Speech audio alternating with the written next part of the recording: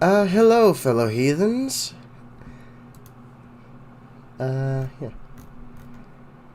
So, today, or this week, I have been sick. So, yeah, this is gonna be... It's gonna be one of those sort of streams.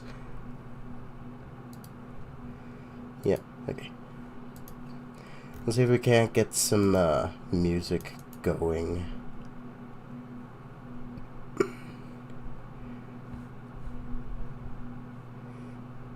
Huh. Right.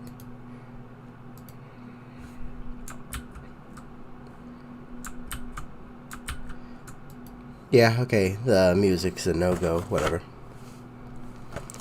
I haven't really had much of a chance to figure that out. Okay, hold on. Gotta get the game open, of course. Controller connected. I hit the live button, and then I realized that I was very unprepared. I had a lot to actually do. Okay, so, nope, it's not. For some reason, it just takes a couple of tries to make it actually change aspect, or change how big the screen is, you know? Okay. Oh, it closed the whole emulation thing, okay.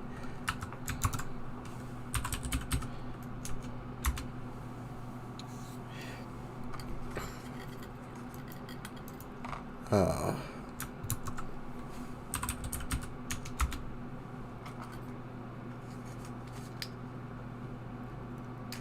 Alright. I'm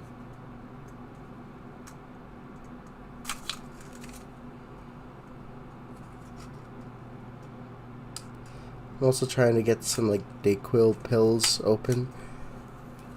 Yeah, Dayquil comes in pills now, apparently. I didn't know. Well, until, like, a couple of years ago. Okay, let's just go into the task manager. I say task manager, but it's really a Linux task manager. It's different.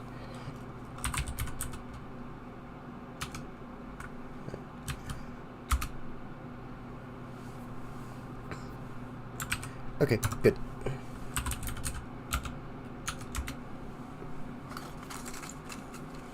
I will oh, no, that's not good.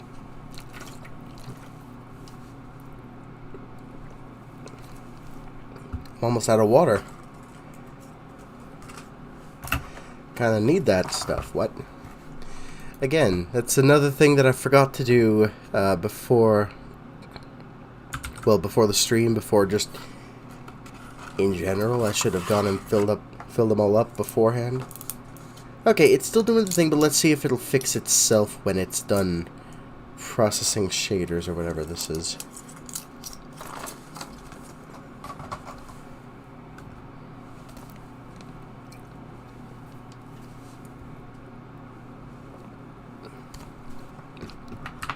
Nope, doesn't look like it.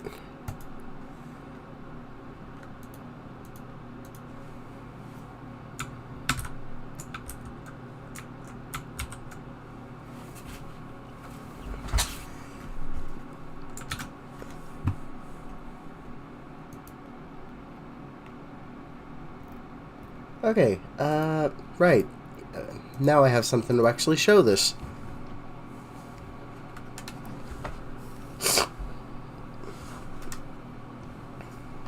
Took a little while, but here we are.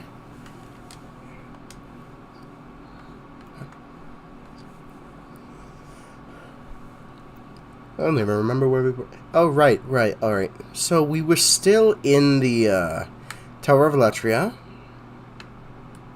A lot of progress has been made, but we are still kind of in the first area of this zone.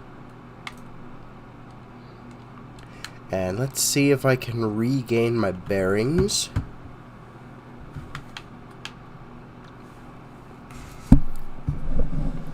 I need to, like, keep myself primed and ready to like mute at a moment's notice. Oh man. Okay, so last night I got a lot of stories to tell. This last week has been a wild ride. Like it's been eventful. So, yeah. Yesterday I just had one of my biannual, like, one of my scheduled biannual terrible bloody noses that just takes up the it's horrible for like 20 minutes and then it's just stops out of nowhere.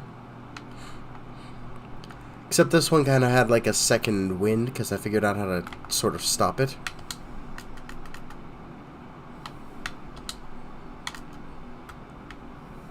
I should have been using the fire spell.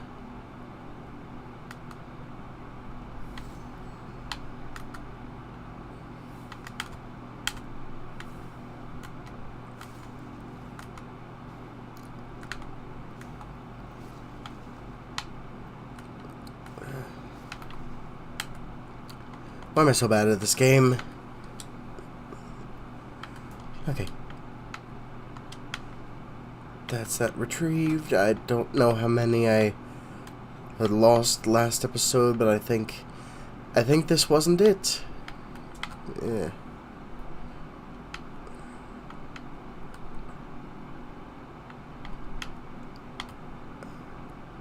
Alright, I am completely lost.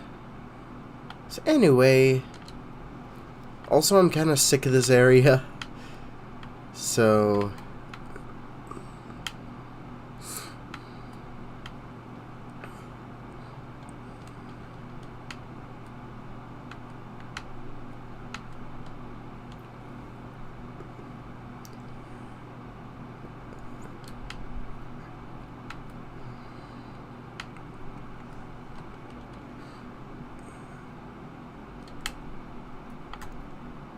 yeah, it's very disorienting. I just have to find... Oh, okay. I think I remember now. There was something around here.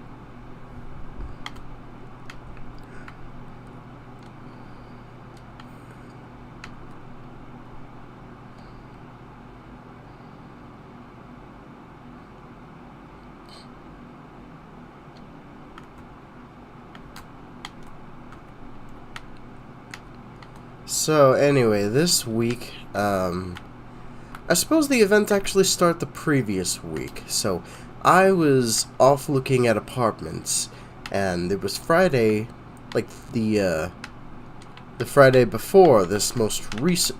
Oh, my God.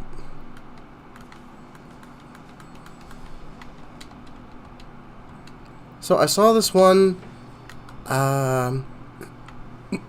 I wouldn't exactly say that it was good, but it was acceptable. It was very small. Like, I couldn't think of where to place everything I needed. You know, without having to go with, like, a really weird layout.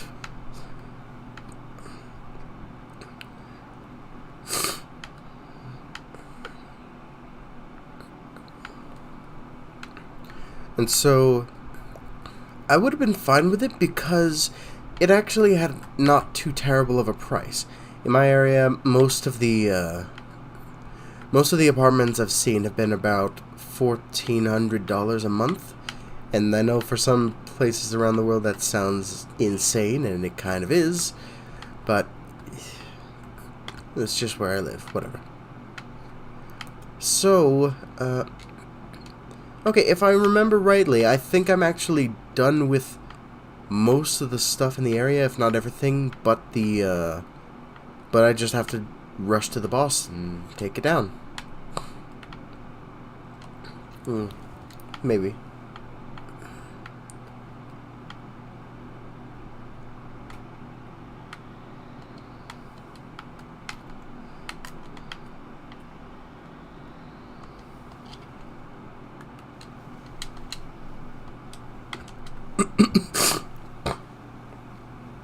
Yeah, sorry about that.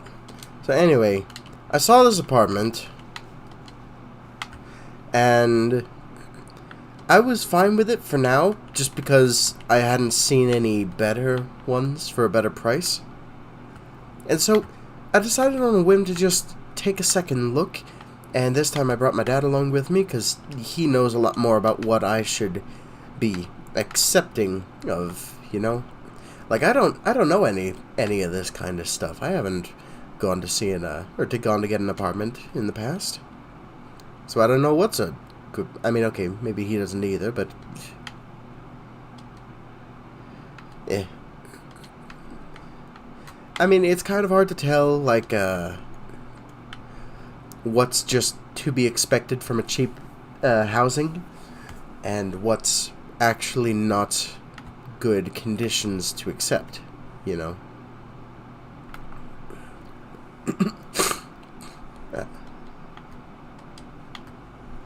Oh, bitch.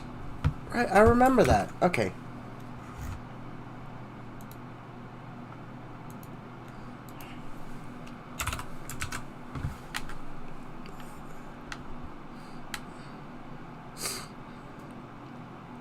Anyway, we brought him along, or I brought him along, and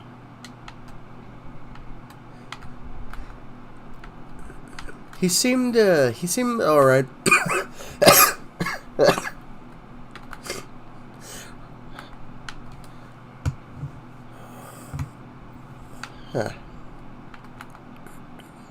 Yeah, that's just gonna happen randomly. I'm sorry about that.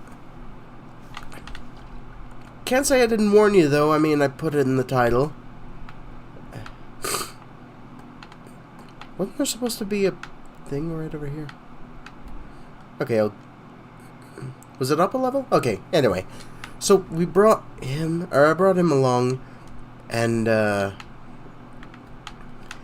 you know, he seemed alright with it. It didn't seem like it didn't seem like there was anything particularly bad about it. Aside from the fact that it was just small, there were no carpets, I would have to get my own microwave. I mean, there's no in-house washer and dryer, which is fine. I mean, it's a small apartment for one. But then, as we were getting some lunch over at IHOP, he decided to call over my uncle, who works in, like, cleaning up and repairing things in apartment complexes, hotels, that kind of thing. I don't know. And so he called him, and my uncle said that they actually did have some place just close by with... Well, he said that he guaranteed that it was a better location, and it was a way better price. So we decided, okay, yeah, I've got about an hour and a half before I have to get to work. So yeah, we went over to see it, and what do you know, it was actually a lot better. It had carpet, a microwave, it was way bigger. The area in that first apartment wasn't what I'd call, like, it wasn't necessarily bad, it's just, or it wasn't... It didn't exactly feel unsafe, but it did kind of feel old and run down. Right, hold on a moment.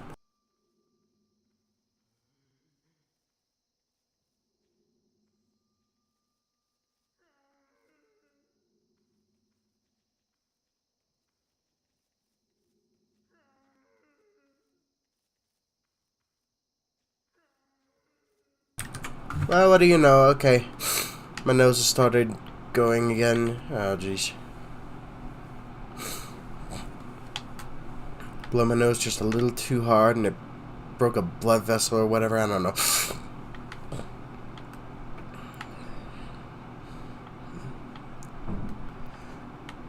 So yeah, anyway.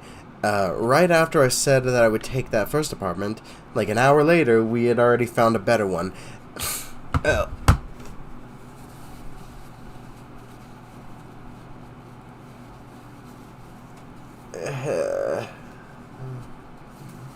This is a terrible idea to do this. Oh man. I said I would do Soul Saturday every Saturday. Why did this just happen to be the worst one to do? Okay, so the saga continues. The next day, we had decided to go there and, try and sign on it because, yeah, it was available now, and I wanted it by next Saturday. So yeah, we are going to do another Soul Saturday next Saturday. It's just going to be a very short one. And, let's see. Everything went alright. It was fine. And then I got to work, and then like a half hour within work, this was on Wednesday, by the way, I just started feeling really off, really sick. And I have no idea what... Like, it just seriously came out of nowhere. And I thought it was just allergies at first, because, of course, it came out of nowhere. I hadn't been feeling anything in the morning or anything. And then it just didn't stop, so that's how I knew it wasn't allergies.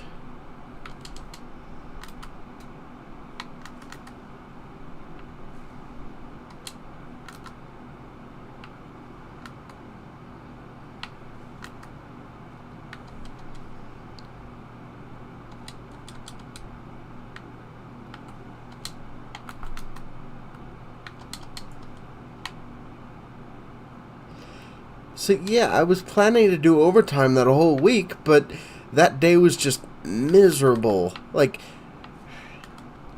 honestly, if I didn't at least have a chance that it was allergies, I would have just not even finished the day. I was lucky. On Thursday I got a doctor's note, but that had issues on its own, or that had its own unique set of issues.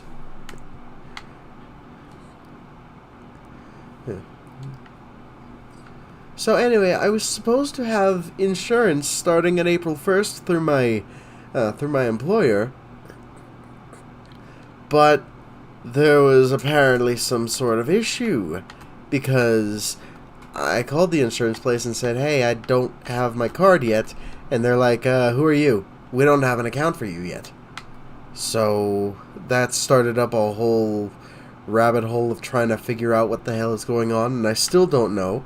I still don't have my card, but I called my employer and, told her about this, and she said she would try and get it all sorted out.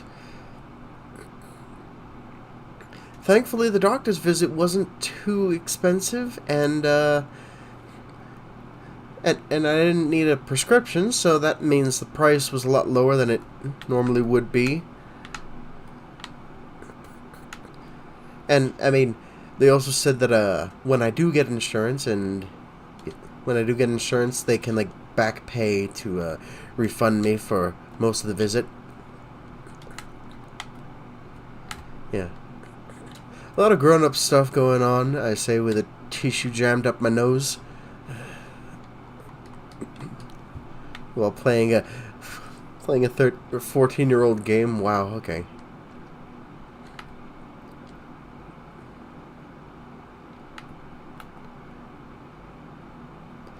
This guy. Hi.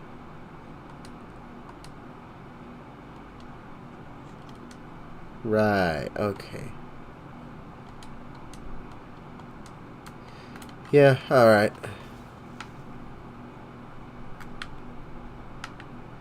Man, Demon Souls' design was off the rails. Like, nothing was as it should be.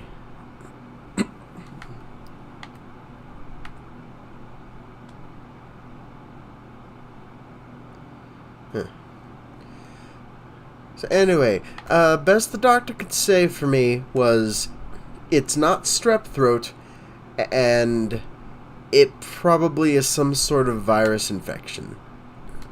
And I'm pretty sure it's not the virus that everyone got all weird about for 2 years, because I'd already had that one twice, and it usually doesn't... Like, you usually get at least some form of immunity to it after a while.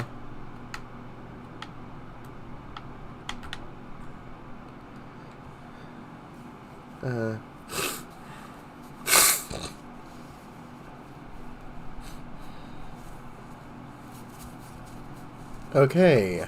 Is it stopped? Kinda hard to tell. I can't really see my own face. Alright, I think we're good for now. The tissue is out. You know, how about right before this I just run over and grab like a couple of water bottles? Normally I would fill up my own Estus flasks. Kind of reverse Estus flasks because they're full of water instead of fire. Whatever. Okay. Be back in just like a couple of seconds. Seriously.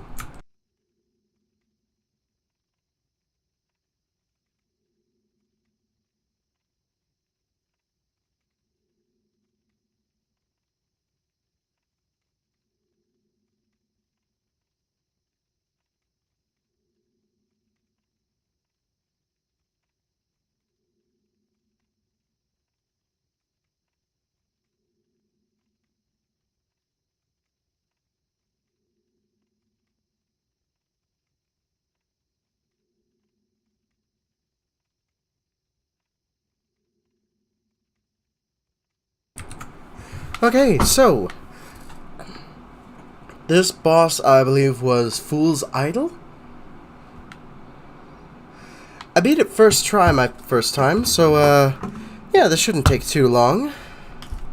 We can finally get done with 3-1. Good God, this area is huge.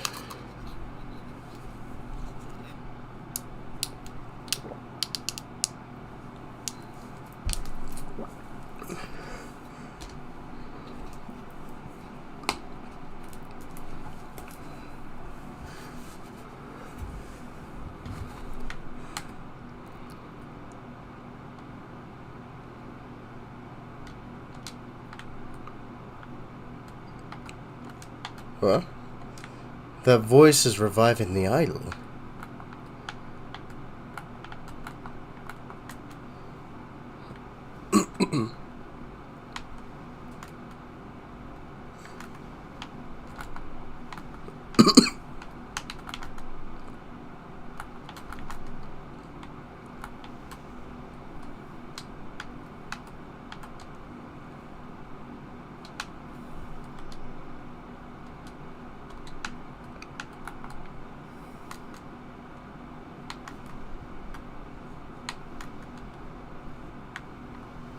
You know, okay, it is kind of interesting design.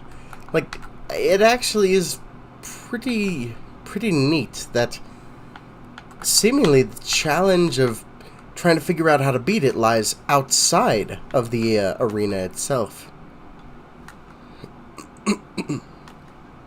But for me, that mostly just meant if you explore around enough, then the fight is not even a thing.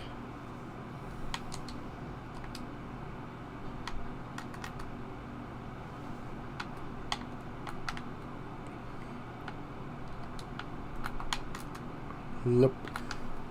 I just shouldn't even target the one with the health bar.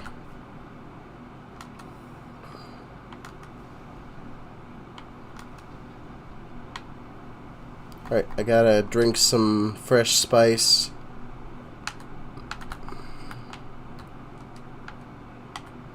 I didn't need that much. I don't know why I...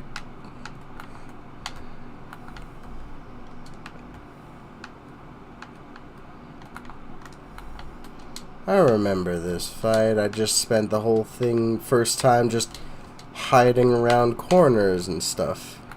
Okay, wait, where's the real one then? Nope.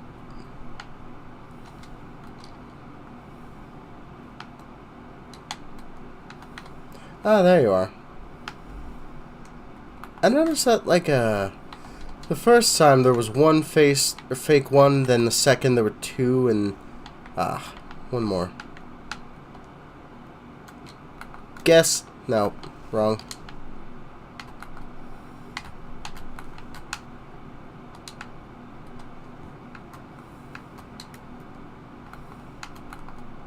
Ah, there you are. Dead.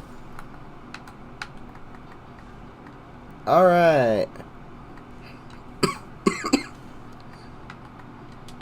Oh, Whoops, I didn't need to do that. I didn't need to heal.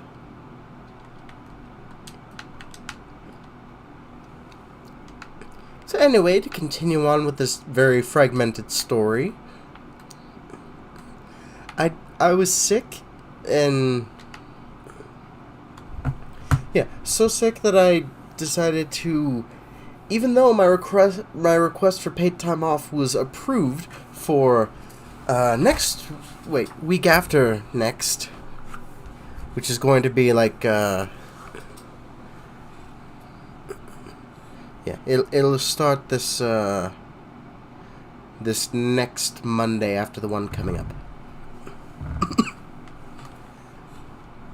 Even though I just had that PTO request approved, I had to get sick time. Yeah. That kind of sucks, but at least I got it approved before that, because afterwards I couldn't guarantee that I'd get it. Yeah. I'm not sure if that's actually how it works, but that's kind of what they said, you know, like they said if you have good attendance every other time, then you'll have a better chance of actually, you know, getting that paid time off approved. Because, you know, you're reliable. We know that you can actually show up when you're supposed to.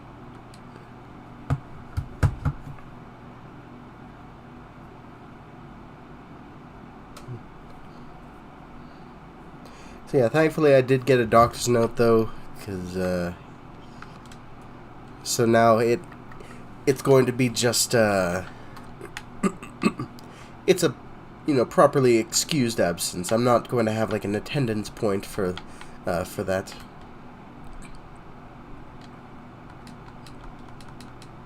Okay.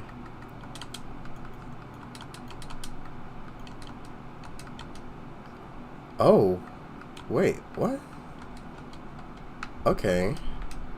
I thought I would get more levels from that. Okay. So I remember Thursday, I was off that day because, you know, sickness, of course, but...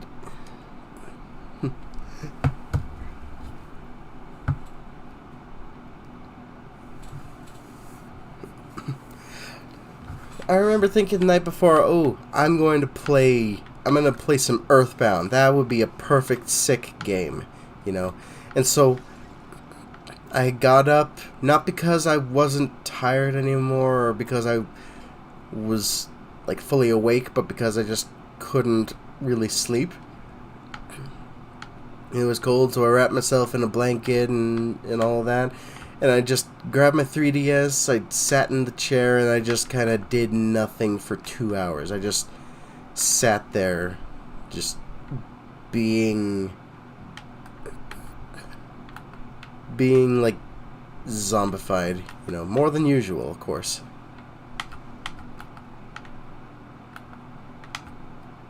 Huh.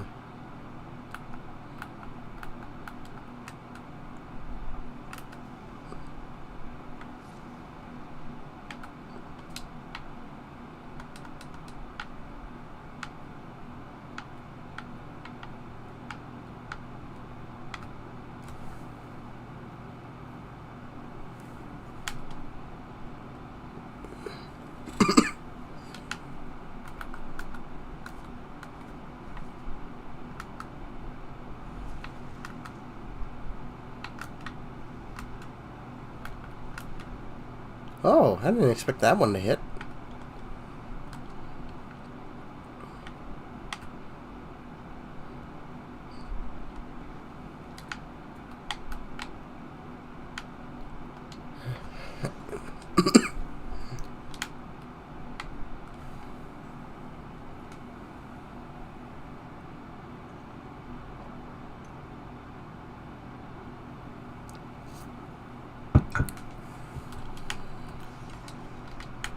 You know, on further thought, it probably isn't the best idea to drink coffee while sick like this. I don't know.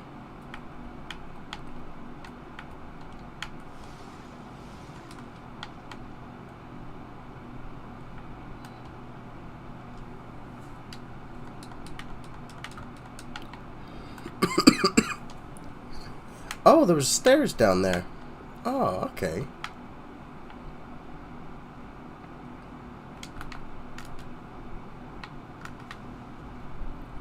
Okay, so if I remember rightly, at the end of this area are the man-eaters, and then immediately afterwards it's Fool's Idol. Or, no, Old Hero. No, not that. The Old Monk. Yeah, Old Hero is a different one.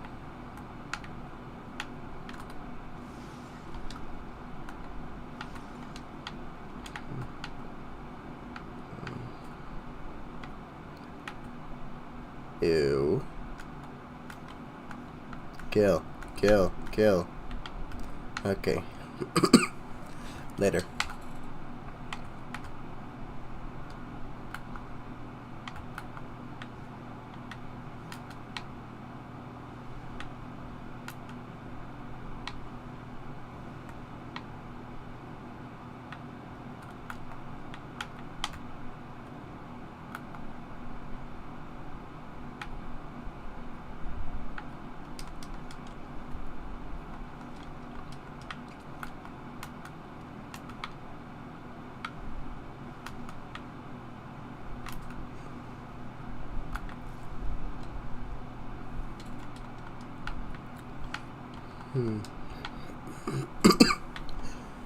Honestly, I'm really excited to get into Elden Ring.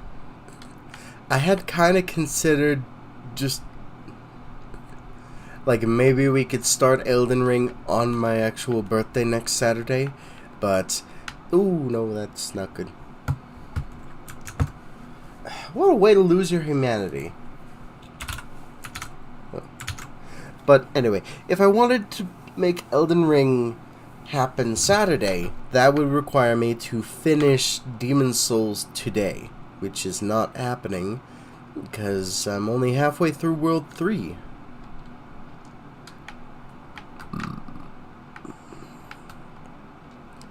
I mean, I guess I could just, speed it all through.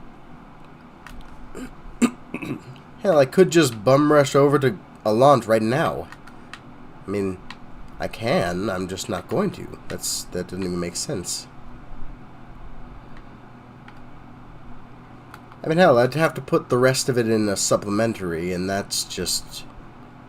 I mean, I've already got Souls 2, and I'm gonna put Sekiro in that series, so that'd be just a little much, you know.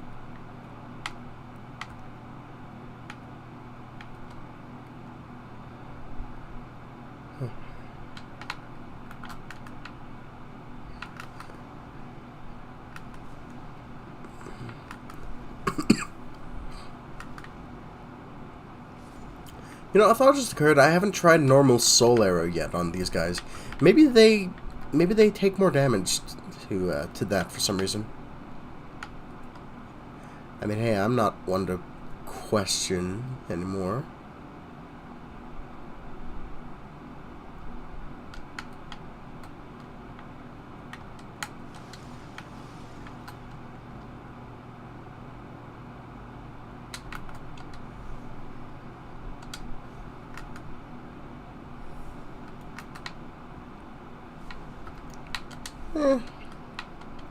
It's about the same. I mean, of course, Soul Arrow is less, but for that much less mana, I might as well use it.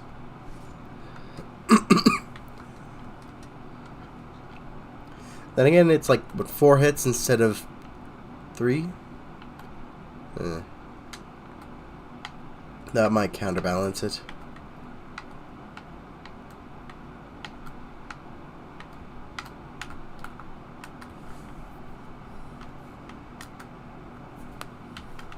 Oh, it's 5 hits.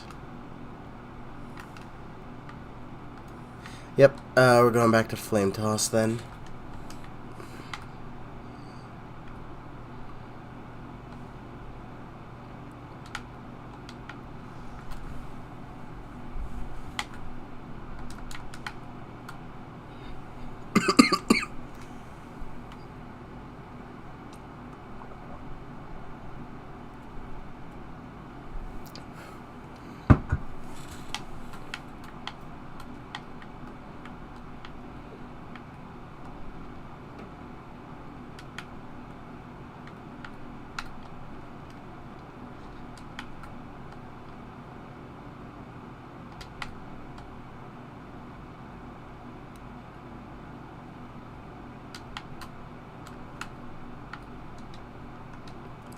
Okay, you know what? Let's see if I can actually deal...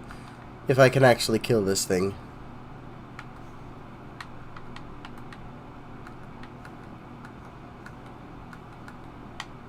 I don't even see a health bar happening. So yeah, probably not. Then again, it is kind of a soul staple that just have a big thing that you can wail on for a while until it decides to die. Oh, well there's something over there that took damage.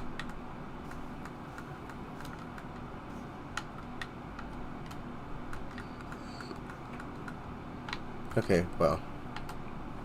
Right, I think I remember there's something else I need to do to make that stuff go away.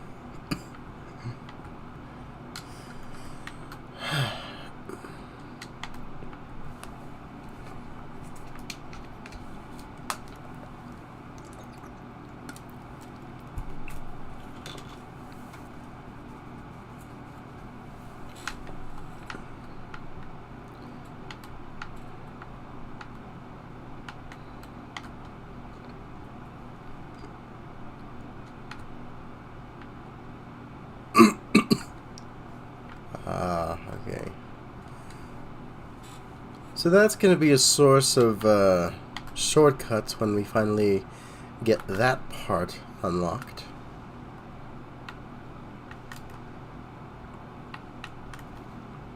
Wait, hold on. I thought that the flame toss was a 3 kill. But no, it's a 5. Then I should just be using the soul arrows then.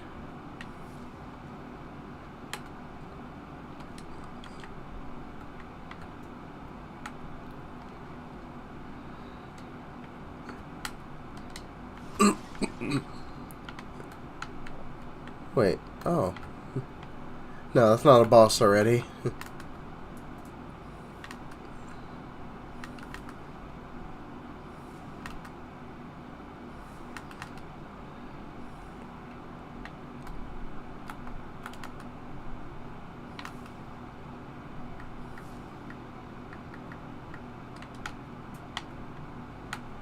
No.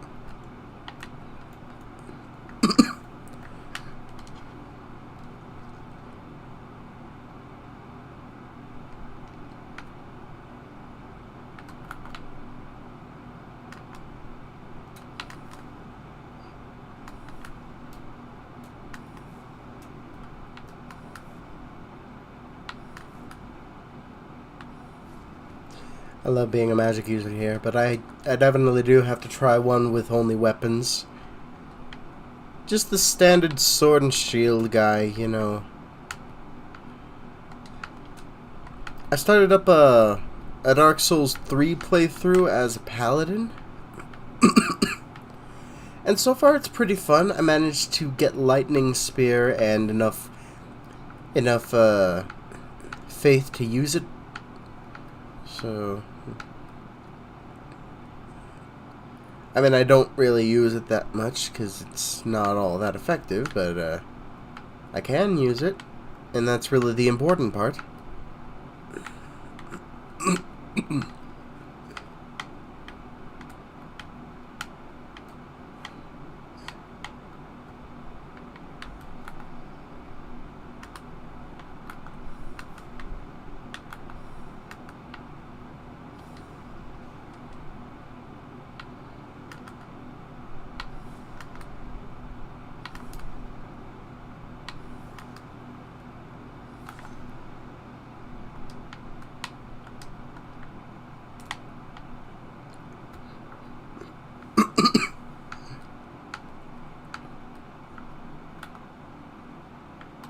you guys. Don't mean to, like, interrupt. Oh, wait, you got fiery stuff going on, so, maybe I should interrupt.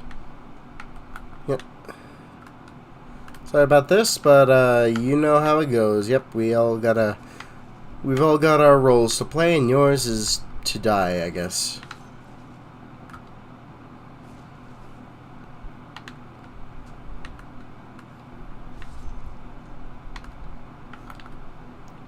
Is that right? Yeah, these guys, I'm pretty sure they have some sort of role to play here. Yep, there we go. I thought so.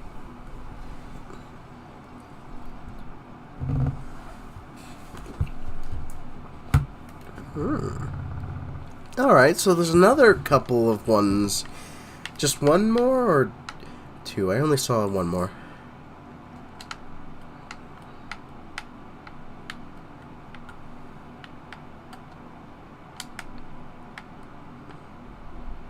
I know I put 5 hours in the title, but I might not want to do the whole thing. I might not have it in me.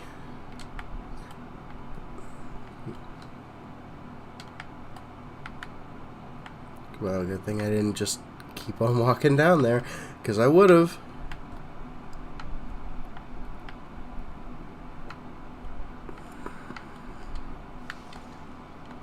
Oh, sweet. Humanity.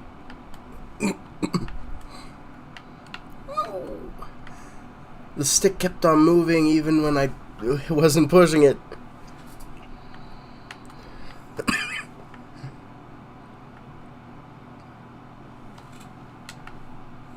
Oh, hi.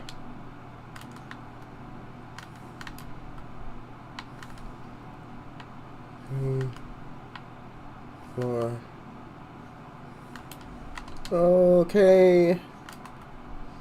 6. Okay, so it's 6 to kill with the soul arrows, but I think the much cheaper I think the cheaper cost for shooting them out does actually counteract the extra shot I need to take. Yeah. Alright, hold on, I gotta go to the bathroom real quick.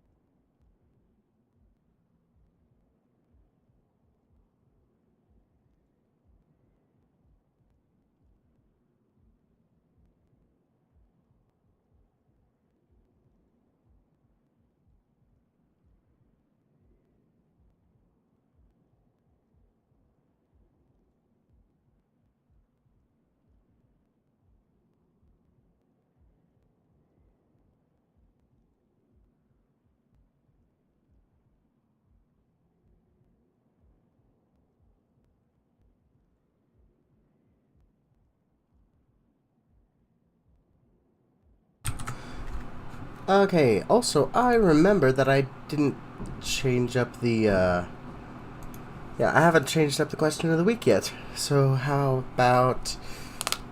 I thought I had one of these lined up. You know what, whatever. We're just gonna keep it for another week, then.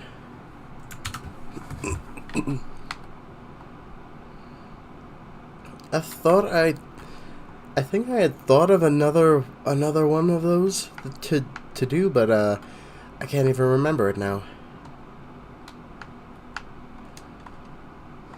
Flamberge.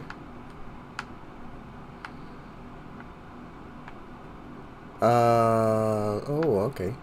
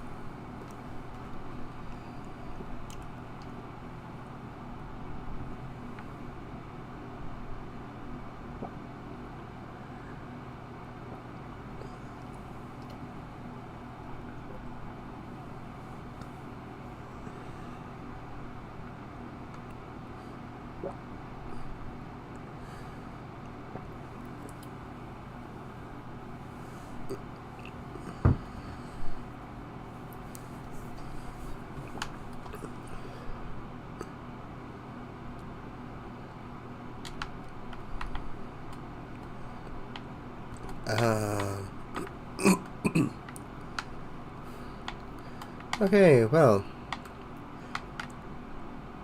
I suppose I have an end goal over there. Just need to find my way over there.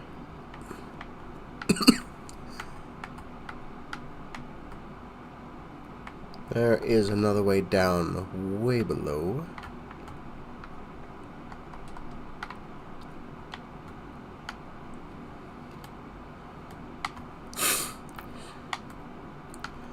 Okay, that is not a viable way over.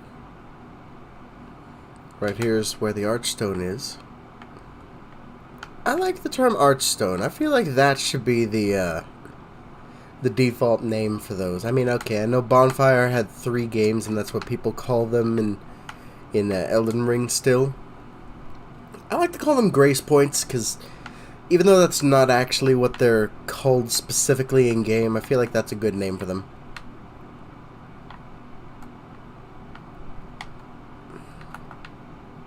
Hi.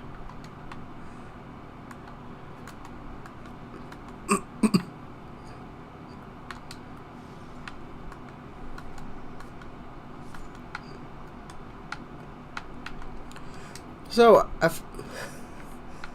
I found out that trying to downgrade Skyrim is actually a lot more complicated than I thought it would be. And, I may actually need to, make a little use of my Windows partition.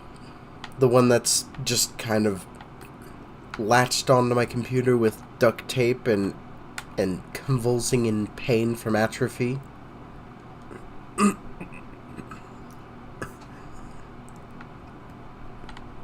Yeah, I have a Windows partition. I've got even a terabyte solid-state drive dedicated to it, but I never use it.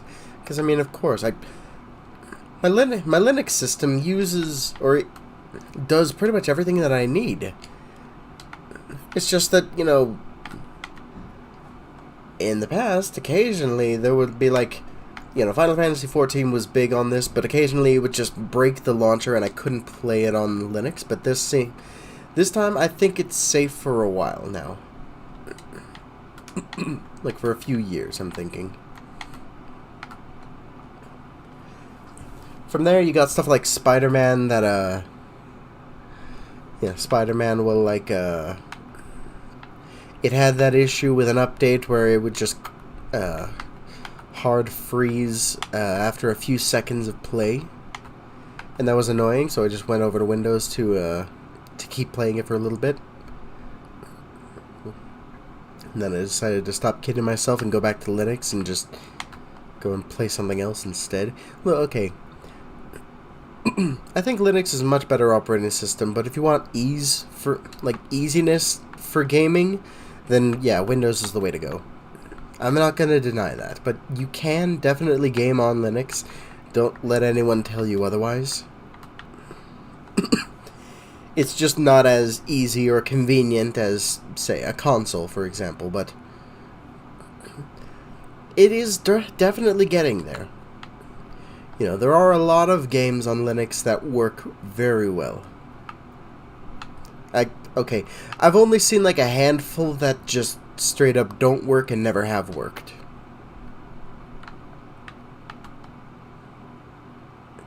And most of them are like weird niche indie games that nobody even knows about.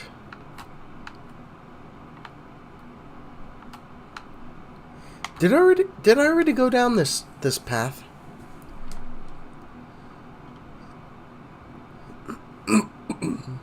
I hope not, because this might be the new... Okay, I think I already have. Yeah, I'm pretty sure because, yeah, there's already, because there's already broken pots everywhere. Like, okay, I use Linux because I think the performance is a lot better. I like the way that you can customize everything how it works and all that. It's your system. You get to choose everything you want. Even if, you know, you decide to just nuke your entire desktop environment, even if you decide to just uninstall all of the drivers for your hardware, like an idiot, it'll still let you do that because why not? It's your system. You choose what to do.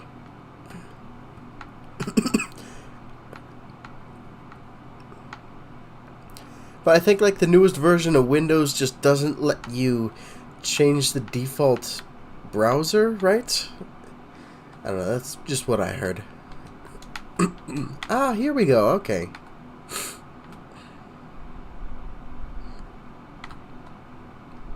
Ah, unbroken pots. This is the right way to go.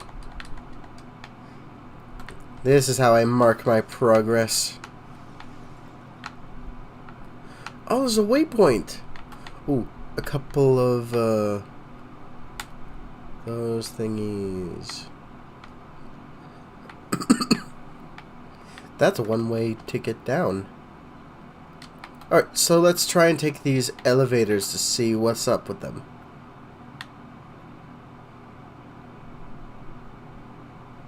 A little creepy. I like it.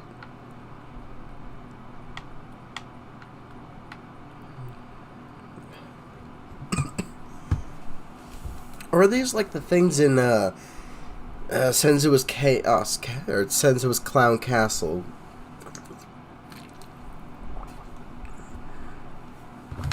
You know, the ones where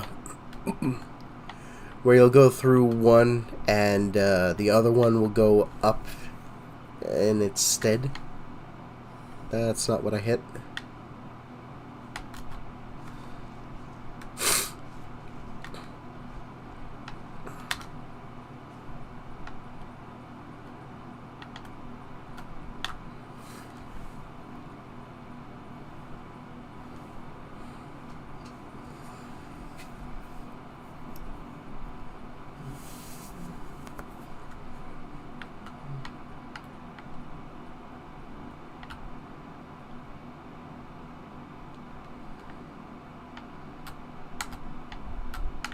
Okay, wait, so this one's still here. Where does this go?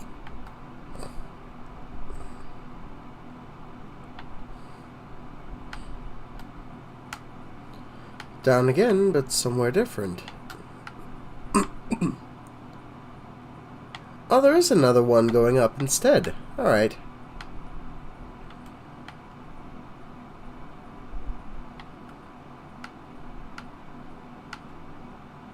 Okay, then what's the point of having two of them there?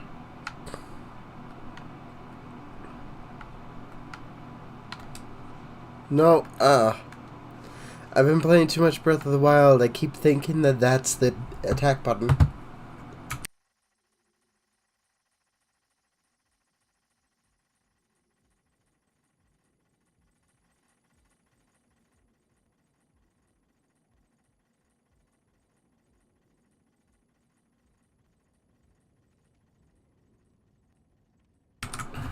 Alright.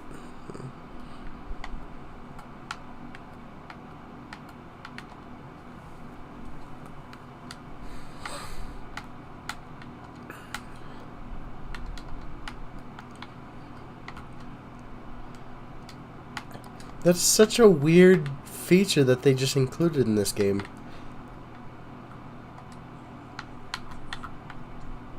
Yes.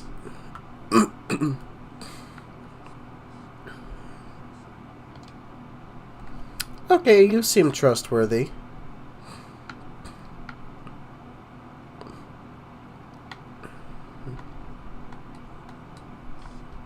Okay, then. I made a friend. Is this guy like the Lautrec of this game, where he just betrays you and kills someone that you need? He's weird. He just kind of wanders around here.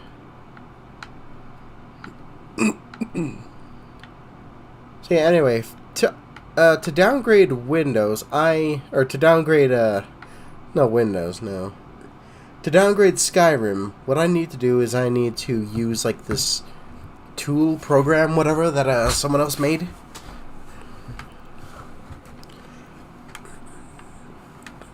I heard that there was another one on Linux, but I can't get it to install correctly.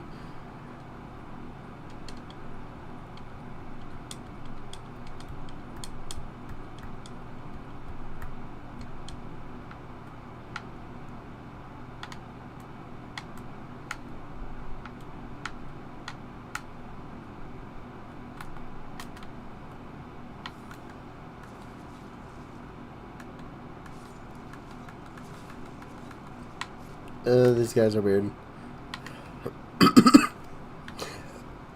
Hey, I know. Kill it with fire. There we go. That's way more effective.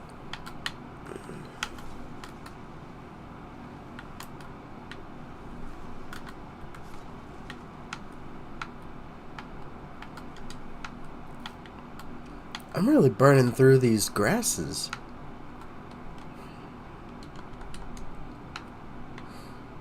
Ooh, there's a fog wall. Something. Progress.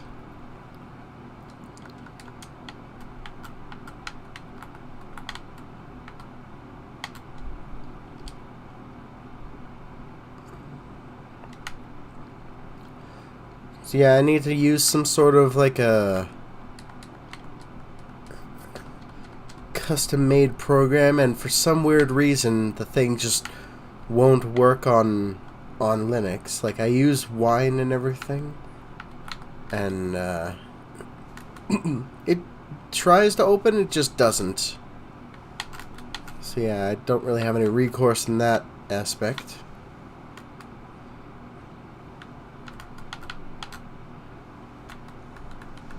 Oh no! What?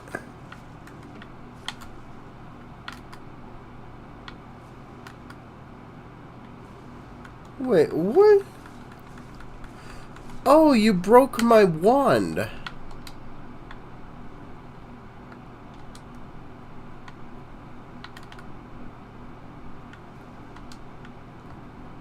Yeah.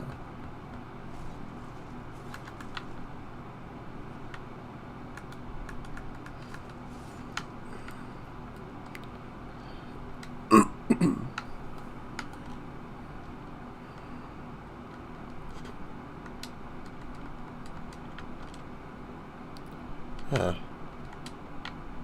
Dark moon grass.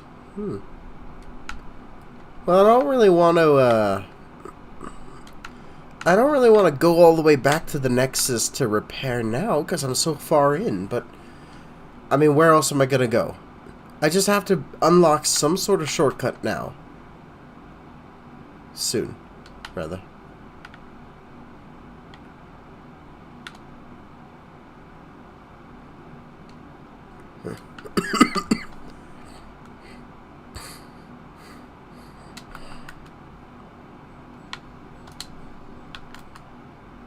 Right. My weapon's broken.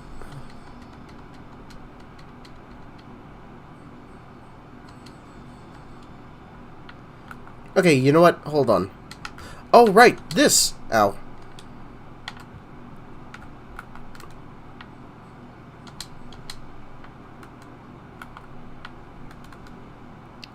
Haha.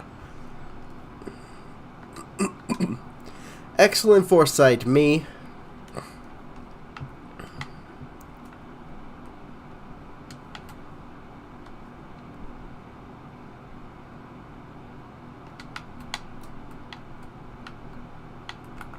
Ew. Ew.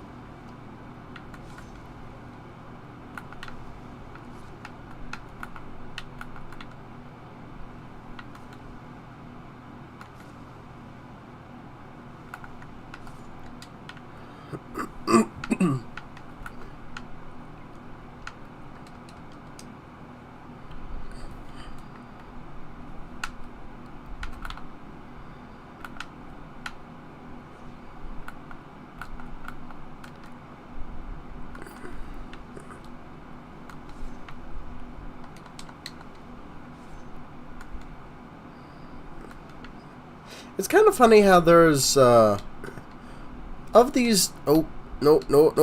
Okay, that's just actually a death. Okay.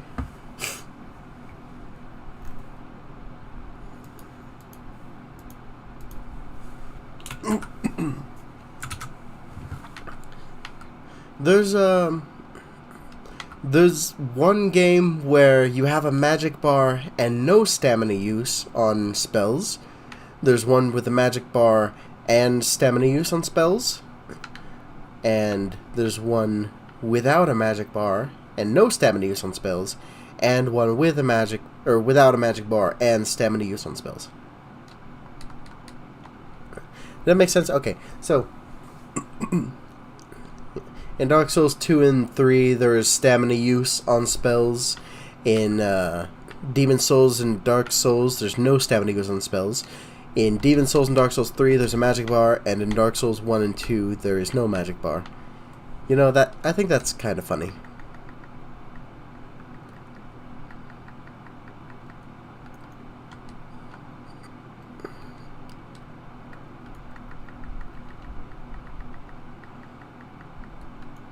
Oh, wait, that's not a soul item, that's a alluring skull. Okay,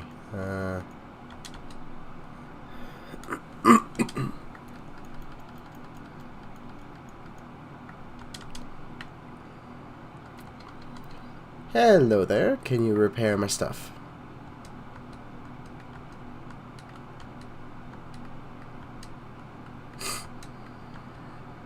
Ooh. Why is that so expensive? Okay.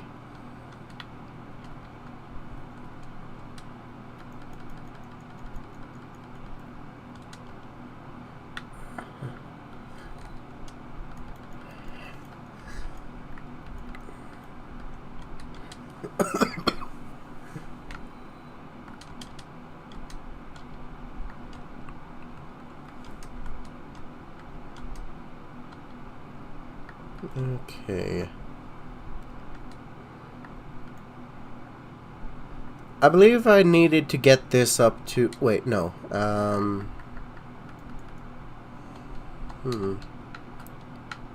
I don't remember. Whatever, it's alright. Hey, Patches, what's with that aura around you?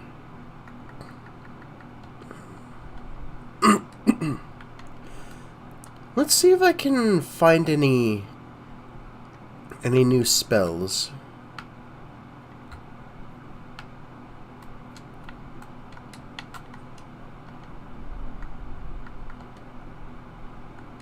Huh.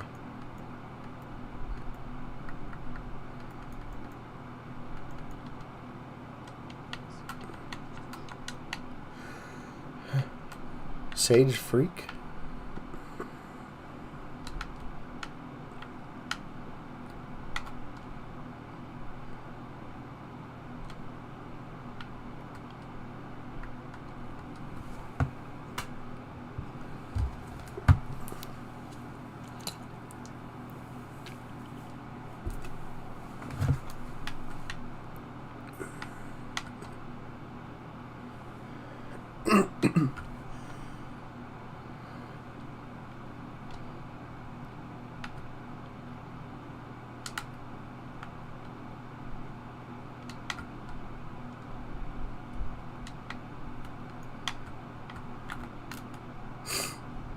Oh, no, that's not what I meant to do.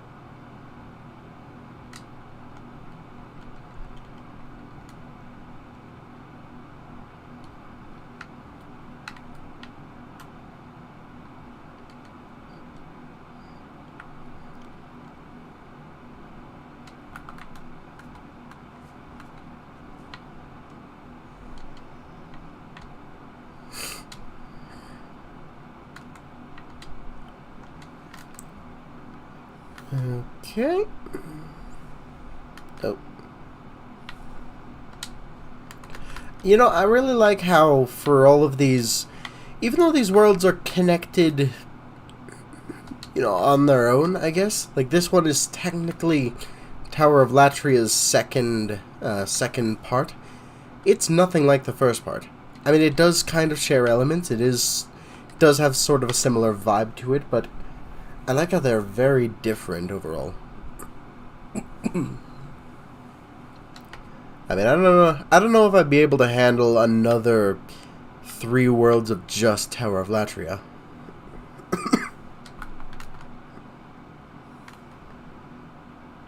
I mean, I wouldn't really have a choice if I had to. Just...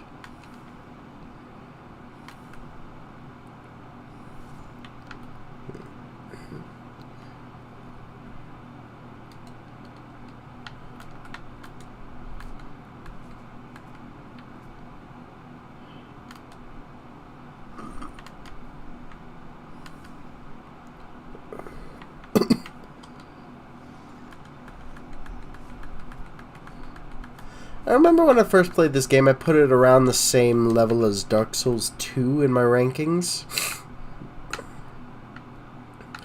And I know I meant... And at the time I meant that as more of like a... This game is just not as good as it could or should be, or whatever, but... I mean, I'm starting to come around to Dark Souls 2, I think. Not a lot, but... I'm starting to see it as... Fuck, that's all my soul's gone.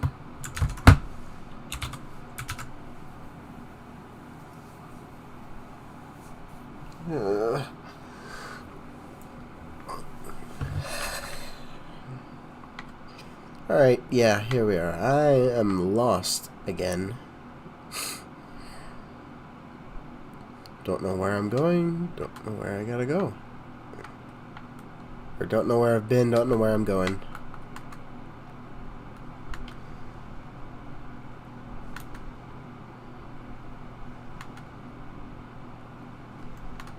No!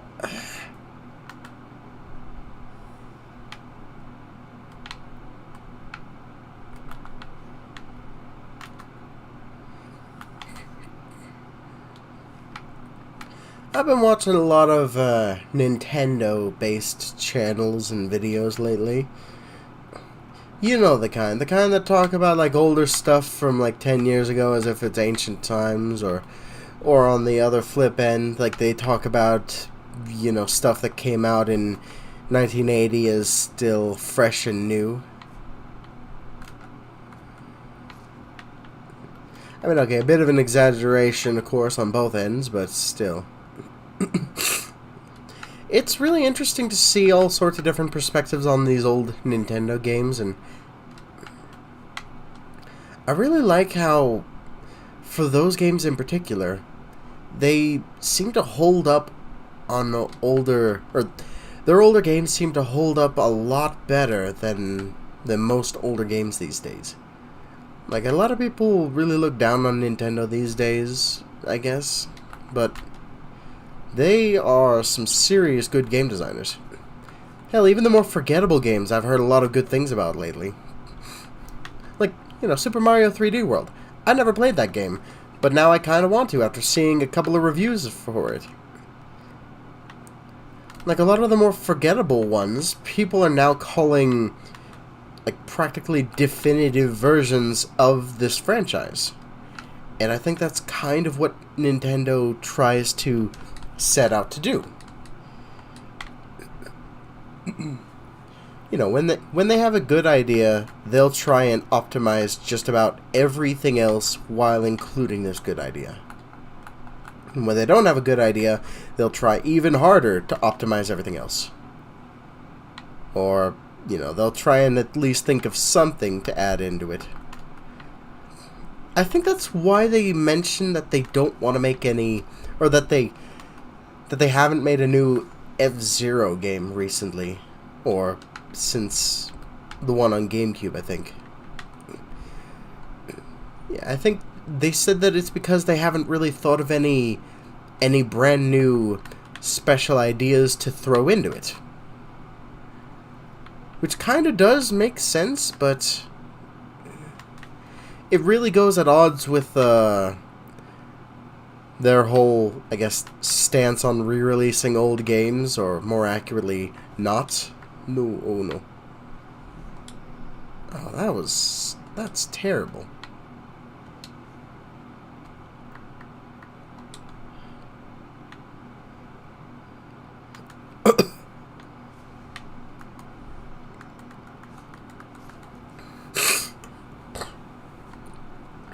It goes back to what I said about how these older games from Nintendo always, they do really hold up, even after all this time. 'Cause, yeah.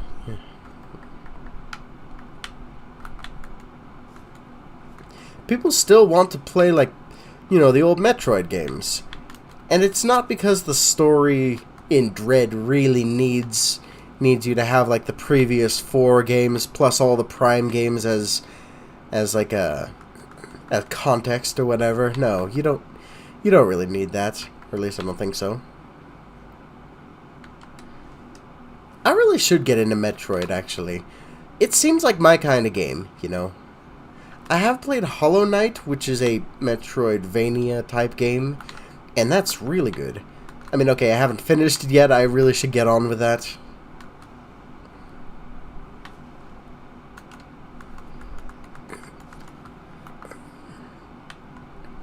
Fuck. Wait, I started it at Christmas, and it's been nearly 4 months. Okay.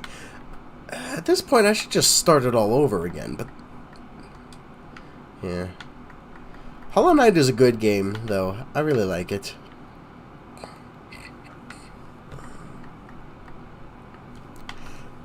Like, I feel like for a good platformer, you need to have the movement down and feeling perfect right from the start.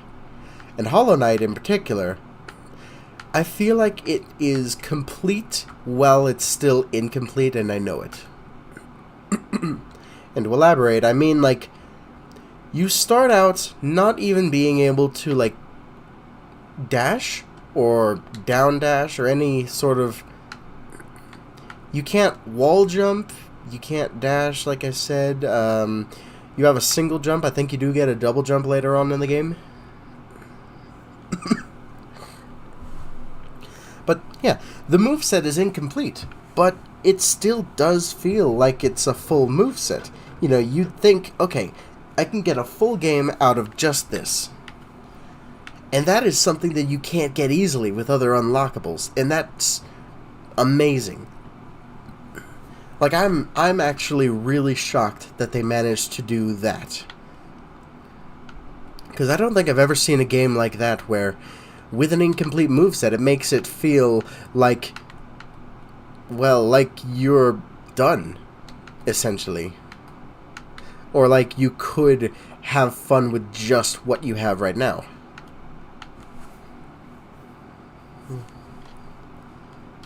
I'm trying to think of some other examples of things sort of like that that don't work.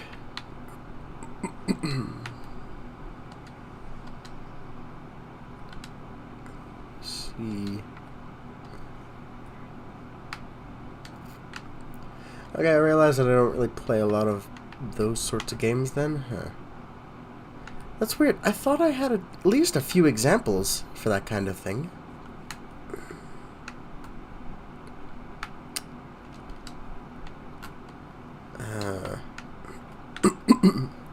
All of my gaming knowledge is just leaked out of my ears at this point.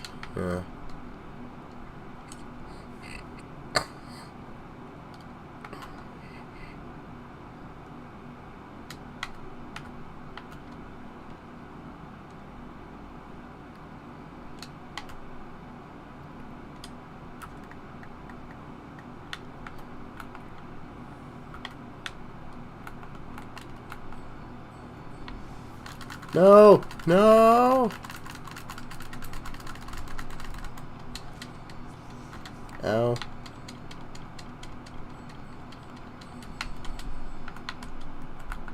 I said eat. No, okay. Oh, geez, here we go again. Okay.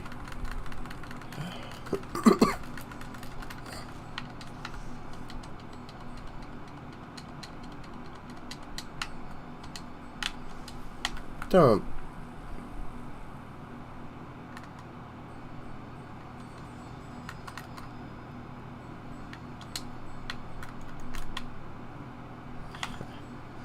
Okay.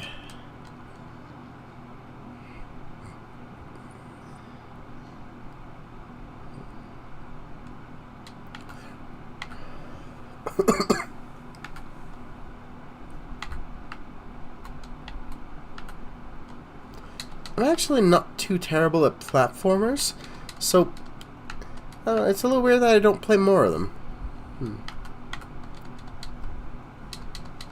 Okay, alright.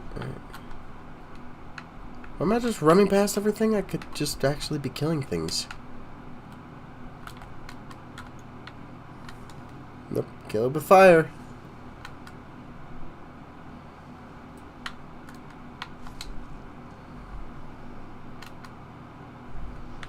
Oh, okay. That's why I'm not killing things. Actually, that's why I should be killing things.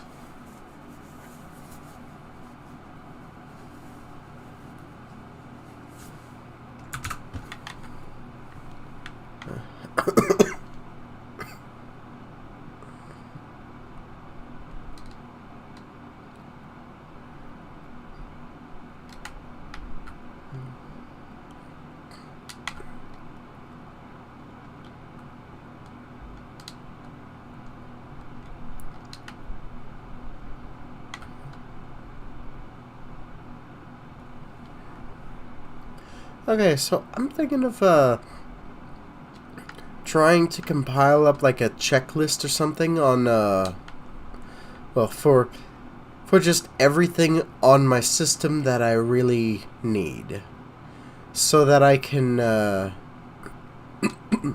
I've been fighting the urge for quite a while to just reboot, or no, not reboot, that's the easy part.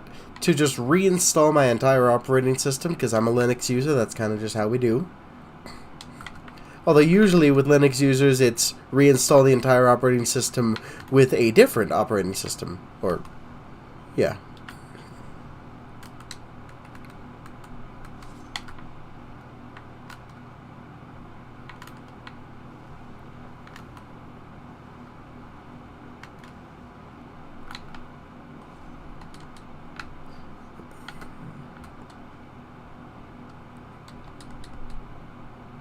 No.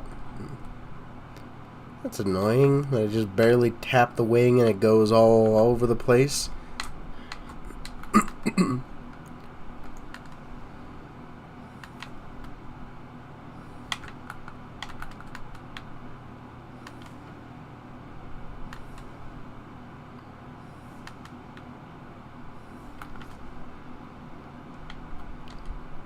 Heh. Nice.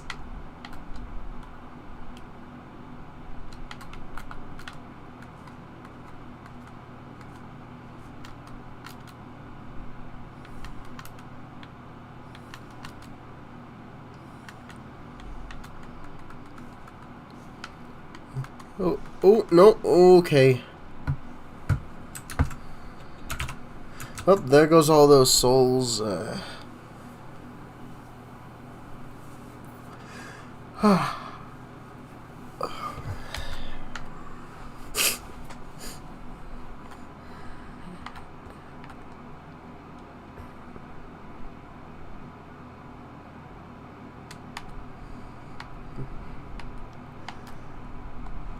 I had the Nintendo Online subscription for a while. Just because, I mean, the Switch was like my gaming device of choice. I mean, okay. For a while, it was PC gaming for me, but it's weird. PC gaming just doesn't have... It's just missing something, I guess. Some kind of, like, encapsulate... Oh my god, are you kidding me? Wait, did I remember to mark that other death? Oh, wait, that's... Hold on.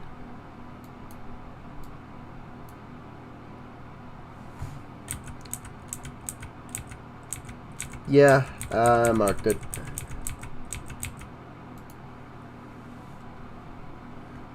Right, it's all good.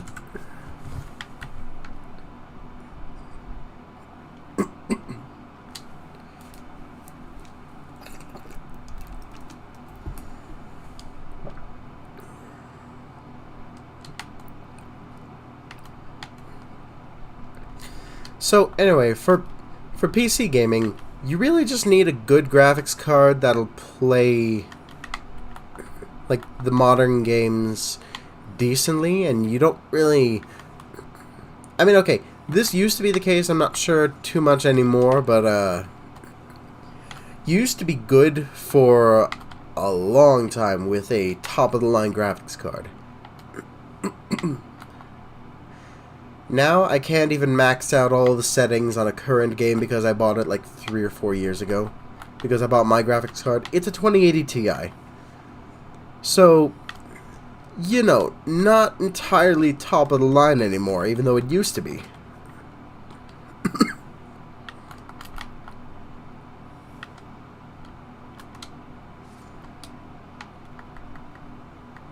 I really need more of these grasses.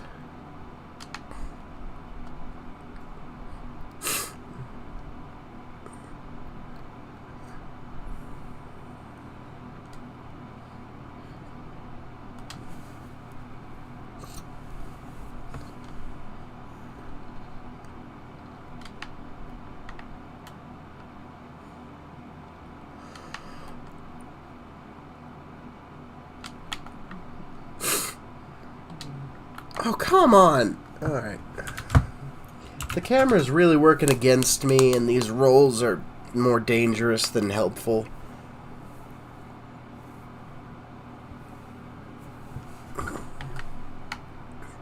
So yeah, I remember up, like, the lead up to the Switch's launch. That was insane. I would spend pretty much all of my time just like watching these videos about speculation for the Switch, just talking about all the games that were going to be on it and everything. It was so cool. I was so hyped for Breath of the Wild in particular. That was, of course, the, well, only real major launch title, of course, but I think there were like 5 games there on launch day, which is kind of sparse, really, but I mean, it's a launch. What can you really expect? Plus, I mean, there were a lot of games, you know, just over the course of that first year.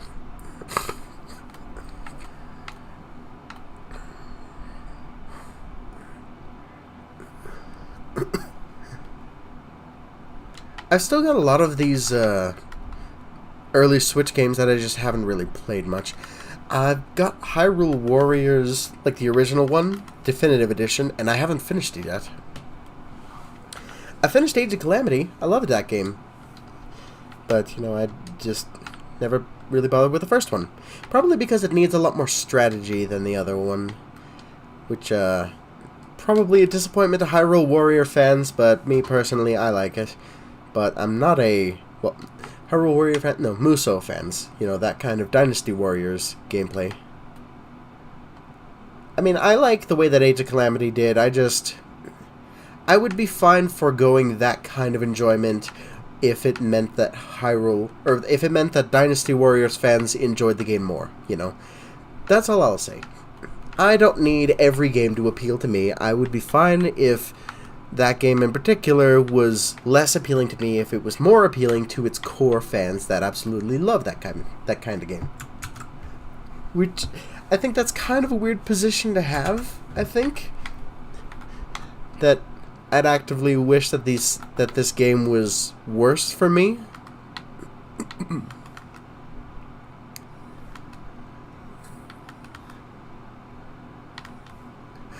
I mean, it is a little weird to like say that it's a negative that I like the game more than the previous game, but I do think that I can, or I am looking a little bit more in depth to why I like this one more than the last one. I mean, heck, maybe once I give Hyrule Warriors Definitive Edition another chance, I'll probably start liking the strategy. I really need to just, I need to just embrace that aspect of the game and really go all out in that. Maybe I'll start to really enjoy that even more than than just the basic hack and slash kill 10,000 things a minute gameplay. There was one mission in Age of Calamity that it was my favorite mission in the game, and it's so simple. It was the one right after you get the Master Sword, where it basically just says, okay, you have the Master Sword, you're Link, there are 10,000 enemies right here, you got 20 minutes, go crazy. And so it's just a gauntlet of killing all of these enemies just for so long in this big section. You just have all the freedom to just go all out. There's no secondary objectives, there's no side missions or anything. You just beat up bokoblins and moblins and Lizalfos, all of that crazy stuff. I love it. Honestly, the gameplay kind of reminds me a bit of, like, Ruby, the show. Wow, I haven't seen the last 2 seasons yet. I kind of glazed over 7, but it seems like it went way off the rails. I'm glad I got off of that crazy train when I did.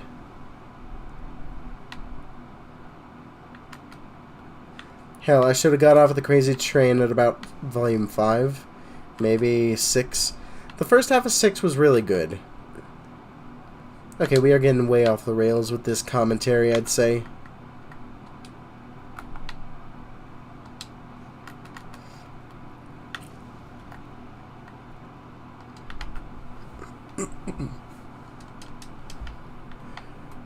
Alright, hold on, I gotta go to the bathroom real quick. We'll be back in a moment. Hopefully most of my mana will regenerate by then. Probably not.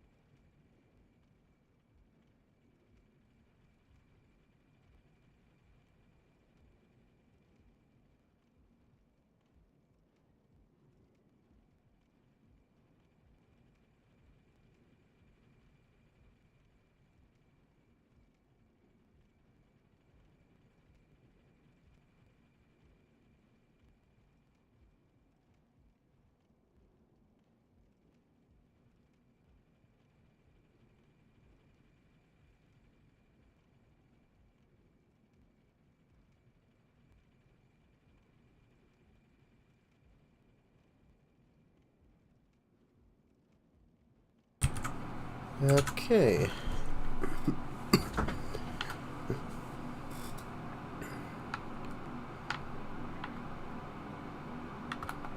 Cool. So, I don't remember where this was, but I saw a... it was one of those channels that, that focuses heavily on Dark Souls content. And, okay, the post was... The question was, what are your hopes and expectations for Armored Core 6? Or whatever it was. And so I said, I hope it's exactly the game that Armored Core fans have been waiting for a while. They don't need to make it just another Dark Souls game, or Demon Souls clone. Because a lot of people were talking about how they could use, like, they could make the next Armored Core game and use stuff from, Elden Ring. They could make it just, the unofficial sequel to Elden Ring, and the next Demon Souls, whatever, take from Kingsfield and everything, but no, from what I've heard, Armored Core is very different. It doesn't even involve, the team and ideas that made up Dark Souls or Demon Souls. So I just say let's leave them to it. FromSoft has been just Demon Souls and Dark Souls for a long time, so I think it'd be good for them to really branch out and go back to something else for a little while. I mean, okay, I still kind of hope that they come back to Dark Souls, though, at some point, because, I mean, Elden Ring was good, but not in the entire line of Souls games good.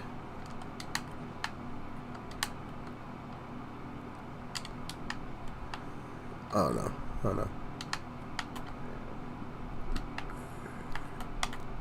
Yeah, it's not grand finale of the entire Souls series good,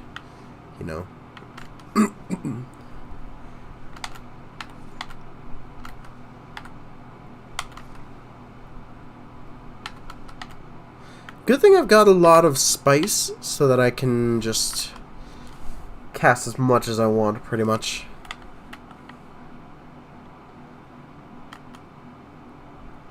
Ah.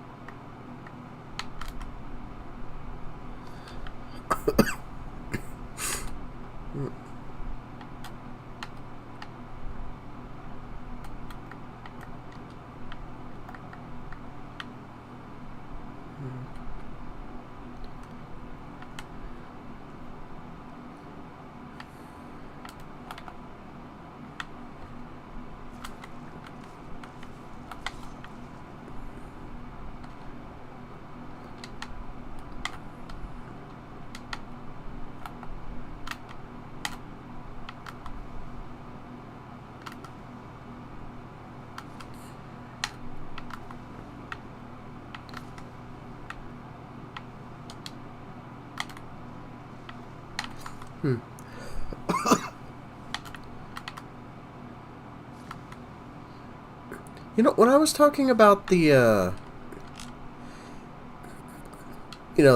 movements of Hollow Knight and how it feels complete even in incompleteness, that sounds like a very pretentious way to say it, but yeah, that's kind of exactly what I mean. But I think that also kind of goes very in line with something else very pretentious that I say.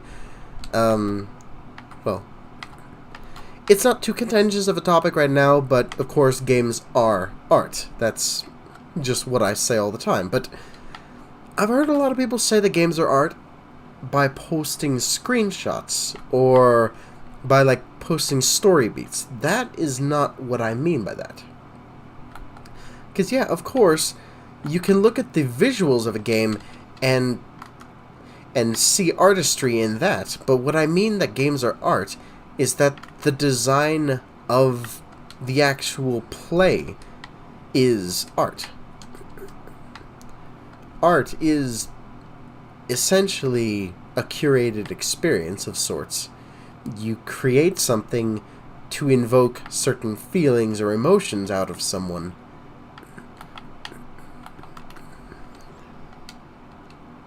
And to be art, I believe it has to only be non-utilitarian. A painting on the wall doesn't really have a use.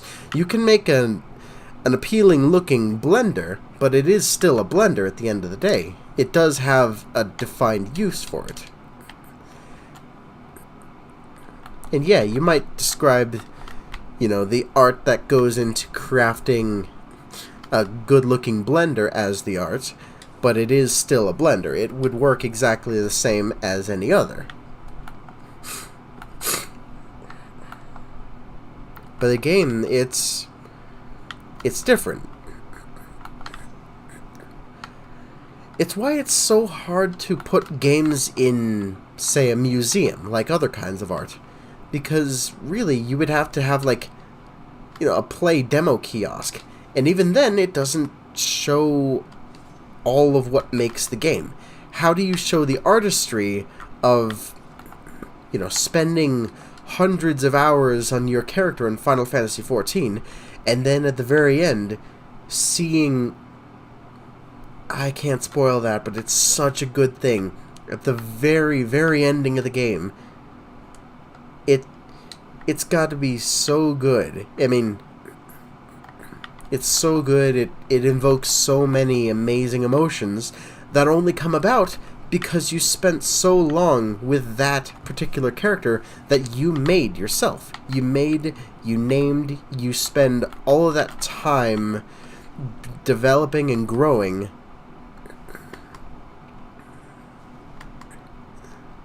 And then, God, just play Final Fantasy XIV. Just play it to completion. Oh my god.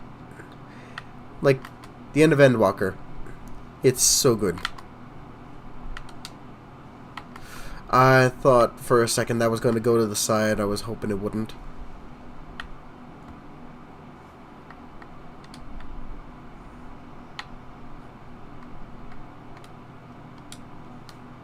Oh.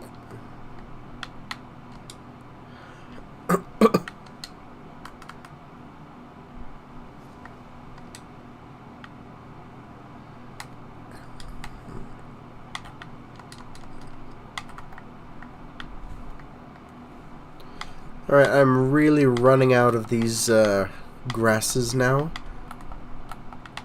So once I unlock another shortcut, I think I'll go back, pop a couple of soul items, and try to buy some more somewhere. I don't know exactly where, though.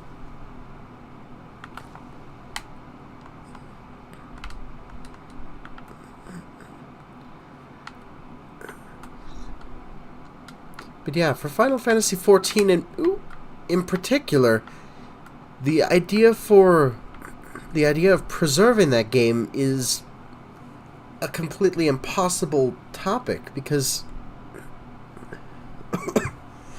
you can't really preserve an online experience. There's always, like, people are always going to be different. The experiences that they invoke are always different, and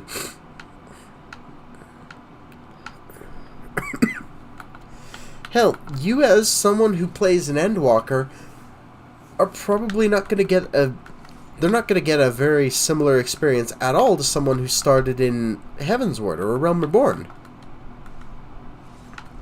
Hell, someone who started out in 1.0, you have a completely unique experience that you can't even find anymore without looking at cutscenes online. And even then, I don't think gameplay is very prevalent. You can't really see a lot of gameplay for that game.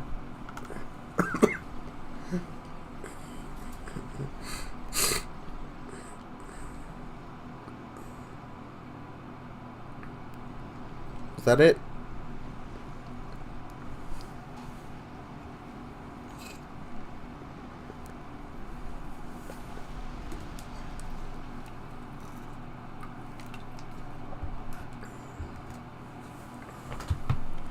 MMO preservation has always been one of the most intriguing aspects of like emulation, this kind of old game playing, because it's really not possible to do. And of course, for an online experience, you can't recreate the feelings of friends, but you also can't recreate the, I guess, the general community-ness. Like, if you create a World of Warcraft private server with just yourself, nothing is going to be the same as it would be on an actual retail server, or on an actual server with a lot of people on it. Like, if you need to buy, or if you need this one certain item for a crafting recipe you're trying to make, then on an official or on a proper server with a lot of people on it, you could, say, go to the auction house and buy it, or talk to another person and get it. Something like that. Ask a guildie. Come on. But on a personal one-person server, your only choice is just to make it yourself. Or find it yourself, which is going to be tough. Maybe you want to do a dungeon. Well, you can't because you're the only one there and you need 5 people for it.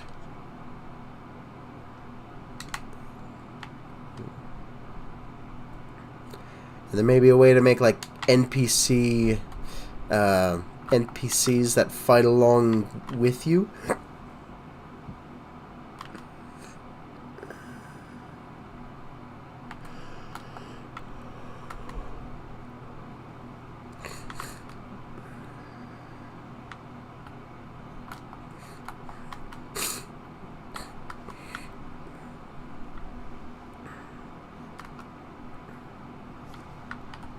But I mean, if there's NPCs that fight along with you in these sorts of raids and stuff, then there's going to be one of 2 outcomes. Either they're going to be too bad and just ruin the experience by making it way too hard, or they're going to be too good and ruin the experience because you don't even need to try. Because when we're talking about old vanilla raids, there's 40 people, and usually one person dies really early on. At least one person. Usually it might be more. And you can still do it if that happens.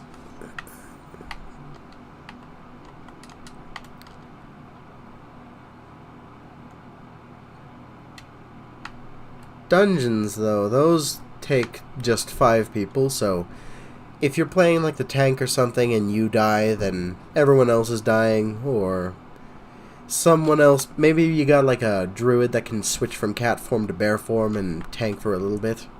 Not going to be as good as you, but still. What was this tangent originally for? Okay, so,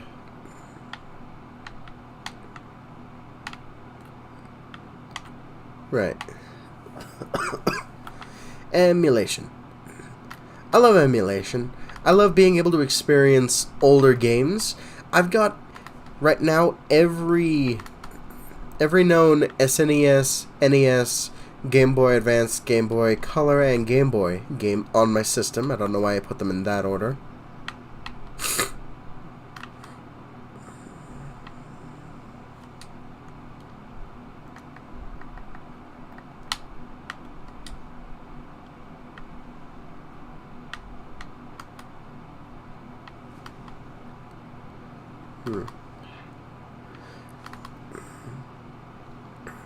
And I think what really contributes to, I guess, learning from the past and helping out, helping to get people into learning about these older games, those YouTubers that I mentioned, it's funny just how many of them are so similar. Like, a lot of them have just this this room or this set with a bunch of Nintendo memorabilia, a bunch of old games they collect on the wall, and everything. It does help to add to the atmosphere of the games, and I think it got a lot of people into collecting. Like, around the middle of the 3DS era, I guess, I switched from wanting physical at all to just trying to go digital only. Because it's much more convenient, and when a system dies, I just say, okay, that's my go-to to just pirate whatever I want from that system, because they're not selling it anymore. And what do you know, the 3DS came and went, and that's exactly what I started doing. So I've got a bunch of games that I never bothered to play on it, on my system now. I'm probably not going to have the time to play them anytime soon, or really the drive to, but they're there, and I can play them if I want. Like, I don't think I really need 11 Pokemon games on just one system. Wait, hold on. Oh, crap. I've got every single game from Generation 1 to 7 on that one system.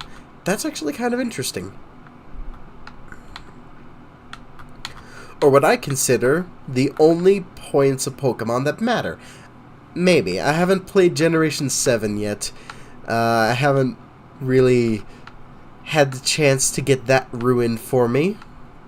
I tried a demo a while ago, but it wasn't very...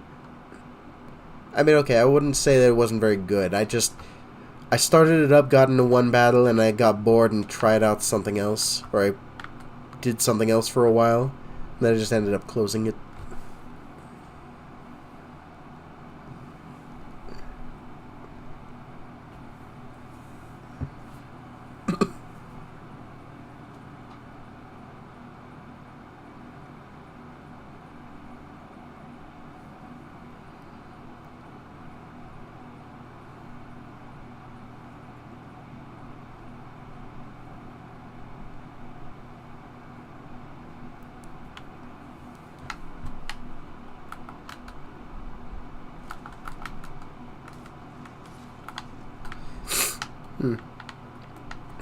You know, I'm really starting to start, like, analyzing RPGs for how they are as RPGs. That sounds weird to say, but okay. Dark Souls, I think, is a decent example. You can, of course, see the, the amount of ticks that your health increases by every time you level up, but it doesn't really feel like it goes that fast.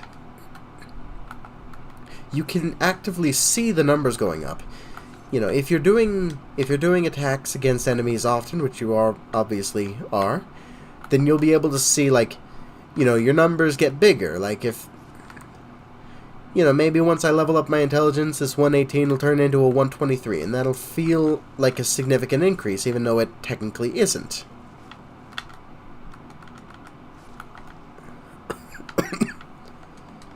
But, you know, just seeing the number with a bigger number than before, even if it isn't that much, it creates a connection in your brain between, you know, I leveled up this specific stat or skill, and my number got bigger.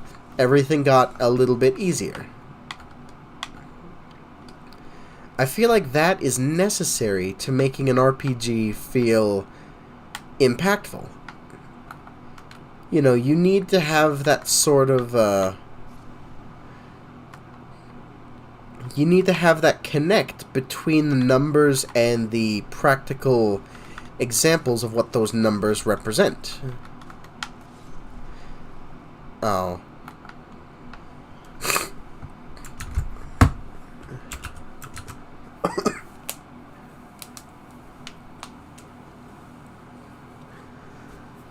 But something like Pokemon, it honestly doesn't really do it that well, I'd say. I mean, you have your 6 basic stats: your health, attack, special defense, and speed. Now, I kind of like how it's not just... how it doesn't abstract it with a different word for each of these, like some... or like most Western RPGs do.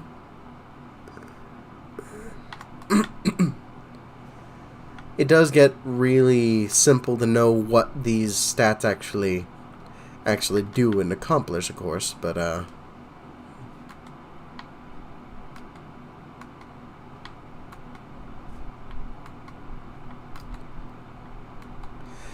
for how much, I can't really tell you. It's really hard to know. I mean, when your guy levels up, you get a decent increase of stats, but you'd be forgiven for getting through the entire game or going through it all throughout your childhood and not knowing anything about effort values, EVs. You know, because nothing in the game really tells you that that's anything going on. Nothing hints at, you know, some sort of a at that sort of system. So really, when your stats increase, The only time your stats increase is when you level up. And so it's much easier to associate your gain in power with the level up instead. And so really all that matters for your Pokemon's strength is its level.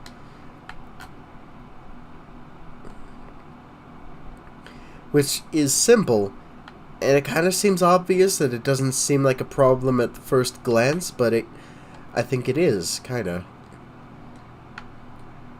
Because really, unless you're a mathematician going into like high-end championships and you're trying to maximize and optimize your team, there is I don't think there's any sort of real incentive to worry about your stats much at all. The only one that actually has a proper impact on day-to-day gameplay is speed. You know, it's the one that determines whether you move first or not. It's very important for any given battle.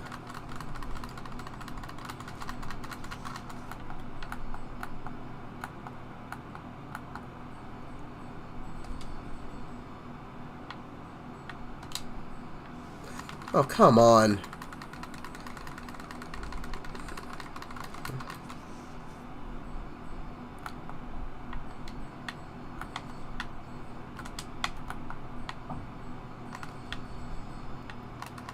Yeah, just keep doing that. No, not that.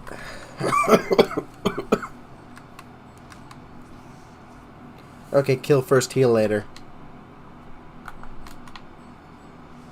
Oh, you motherfucker. Okay.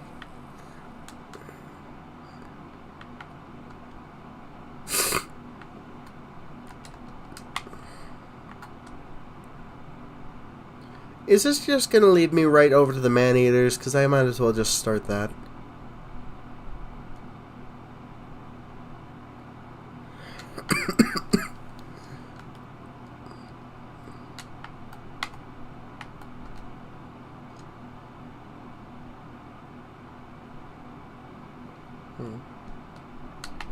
So anyway, as I was saying, the only one that really impacts your moment-to-moment gameplay, I suppose your HP could count to that too, but you get a bigger increase in HP just by being a higher level, not by...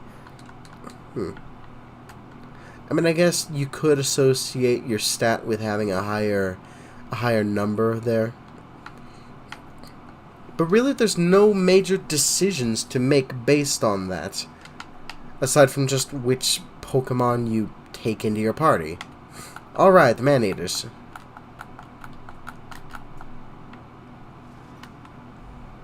Oh, okay.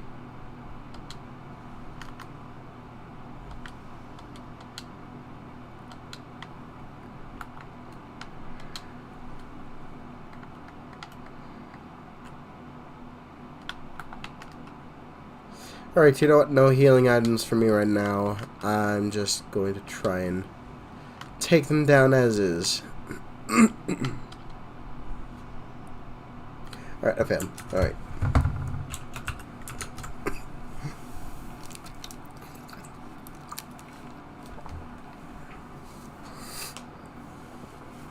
Okay. What I'd say they should have done, maybe every time you level up a Pokemon, you get just a choice. You know, your Pokemon can choose between one of these three stats, maybe, depending on their typing or their base stats. Like, say we got a Geodude. They're very defensive, so maybe most levels you might get the choice between defense, special defense, and HP. And then occasionally you might get the choice to raise up attack or special attack as well, even though they would never use special attack, really.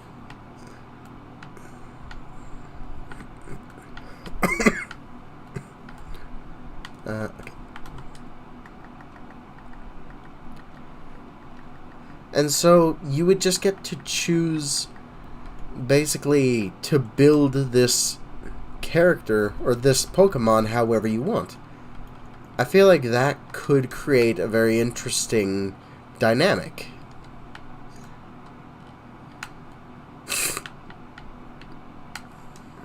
Do you actually sell anything? No, okay.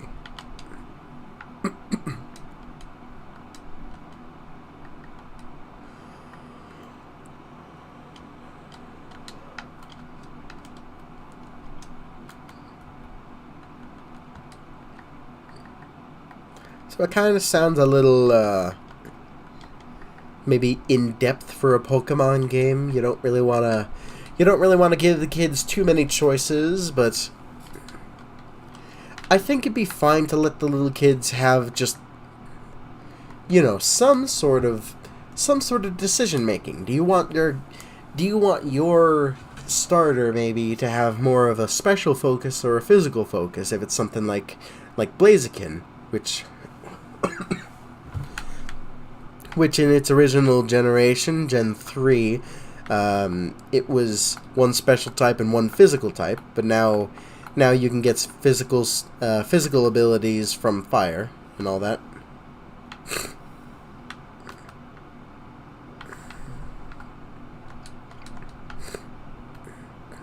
You could essentially, yeah.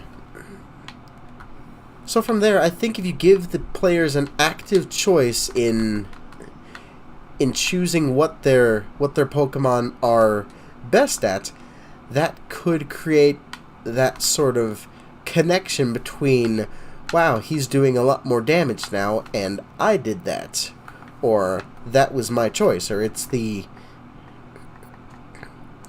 thing that it's the stats that caused it to happen. I hope I'm at least being clear. You know, there has to be some sort of conveyed way to show the connection between the stats and the actual impact on gameplay. Because let's be honest, the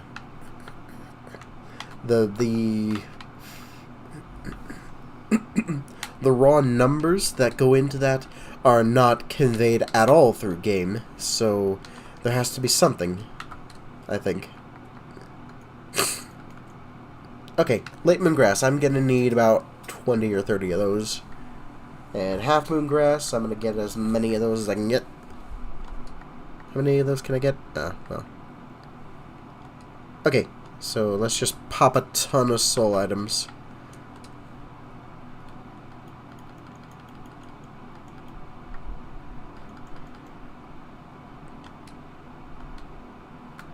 Wow, that's gonna be tough. Okay, hold on.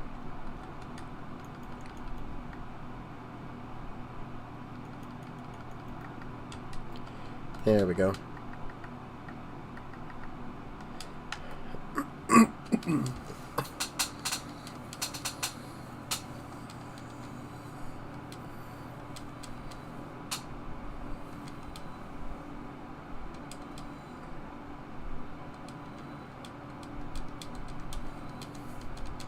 Yay.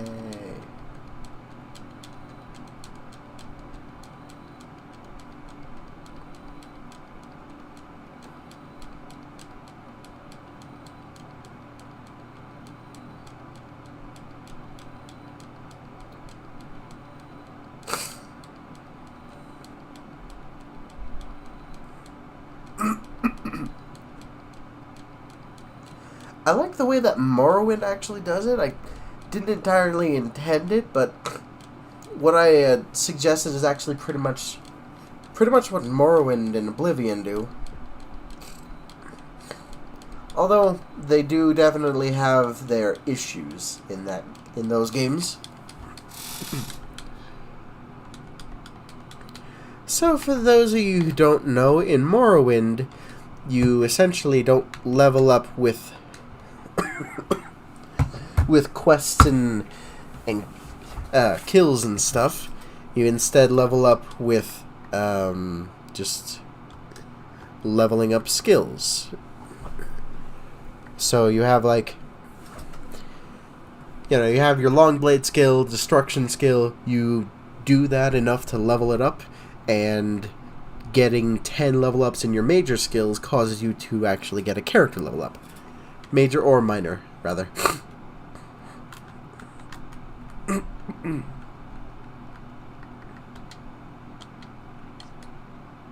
Okay, let's just finish off all of these.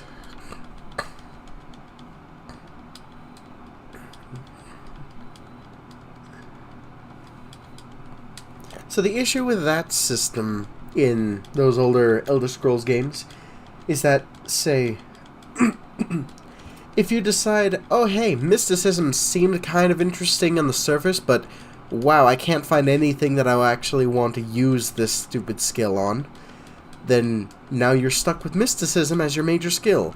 And maybe you decide, okay, illusion is actually way more useful. I wish I could have used that, but hey, it's just one of my minor skills, so I can't really use it. Then you're just stuck. You can't use illusion to level up. And that's not even to say anything about the fact that it's way more underleveled than all of your other skills. But regardless, that's not the issue that most people have with the leveling. Because what I stated was an issue that you can mitigate by just having a decent knowledge of the game beforehand, which you're not going to get on your first playthrough. Oblivion kind of tried to remedy that by having an opening dungeon, and then afterwards you get a choice to change up what you chose to get something else if you want.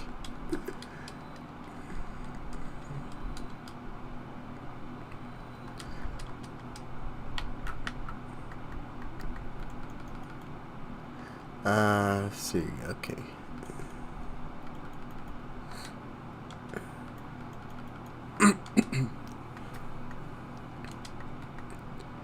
Okay, the issue I have with it, the issue that most other people would have with it is related to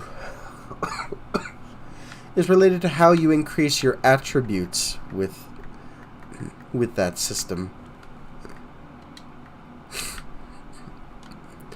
So essentially what you do is when you level up a skill, you that goes into like an invisible registry of how much of that type of attribute you've leveled up this level. So for destruction magic, I think it was willpower. Oh no. Ah well. I'm not even gonna bother to pick up those souls. It's fine. So if you level up destruction 5 times before you do a full level or character level up, then when you go to sleep to do a real level up, then you can choose willpower and you'll gain 5 levels in that. In Morrowind you could choose 3. So essentially, even though you get to level up 10, or you need to level up 10 major and minor skills, if you want to optimize it correctly, you need to level up, you need to level up 10, to optimize it fully, you need to level up 10 major and minor skills, major or minor skills rather, and 5 miscellaneous skills to get that +5 in another attribute. And so this leads to you planning out meticulously which skills you're actually going to use, and not all of them are going to just be shoved into the major and minor.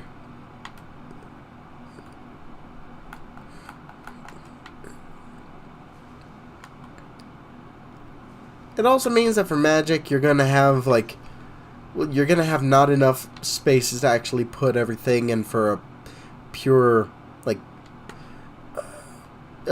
physical weapon build. You're going to have way too many. You're not going to fill it all up. So you may as well just put some magic in there. It's a little weird.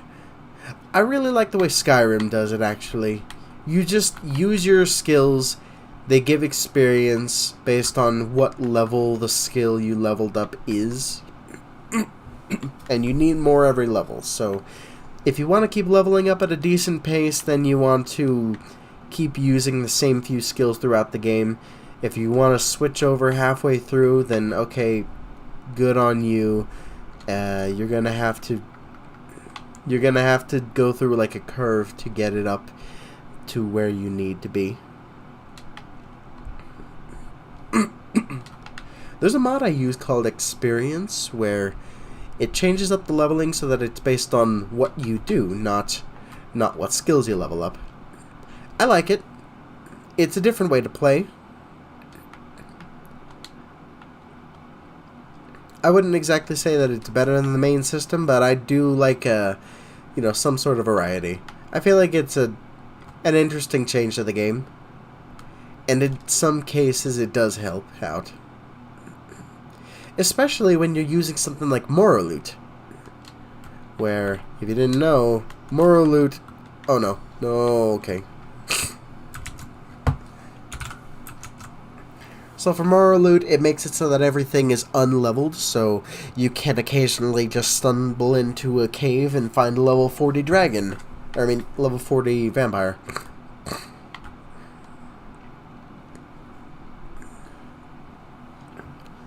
Though it does mean that really early on you're not going to have too many options for where to go or what to do, which is where experience comes in, because with experience, if you tweak the numbers like I do, then you get a lot of experience really early on. I like it when it levels up fast, you know.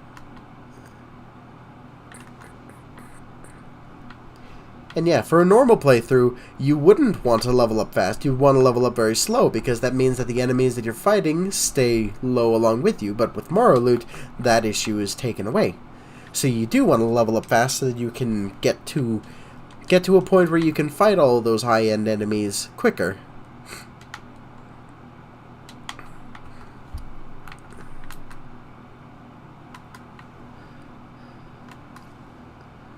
Okay. Time to take that coin flip. Will the nosebleeds start up again? Hold on, I'm gonna blow my nose.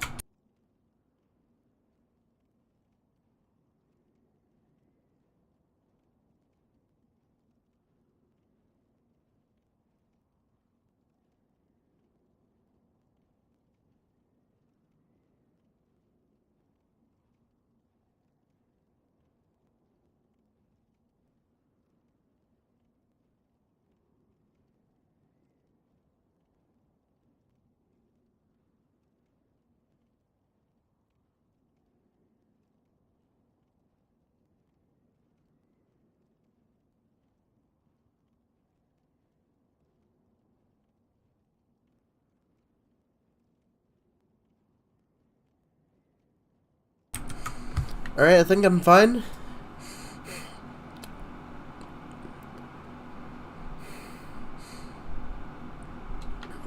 I also got a menthol vapor inhaler.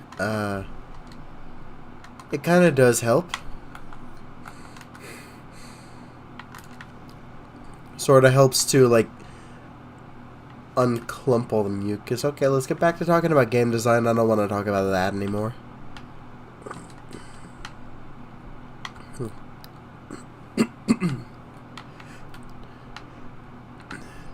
If and when I actually do figure out how to get Skyrim working and I have the time to actually play it on stream, I feel like I might change up my schedule, but I feel like I also might just keep the stream schedule the way it is now.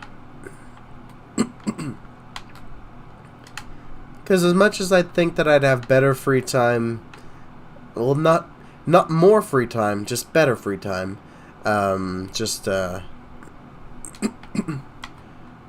like, okay, at the moment I work night shifts, so what I do is I wake up at about 8:30, and then I have essentially my day for 4 hours, and then I go to work for the rest of my day, and I go to sleep after I get home. I think that's pretty standard for night shift workers. But, it is a little weird, because essentially my normal do things time is on like a short timer. So if, say, I have a task that'll take an hour, and I notice that I only remember to do it less than an hour before work starts, then I'm screwed. Meanwhile, if I had a similar thing happen, but instead of going to work I had to go to bed, then I could just delay going to sleep a few minutes to finish it up real quick.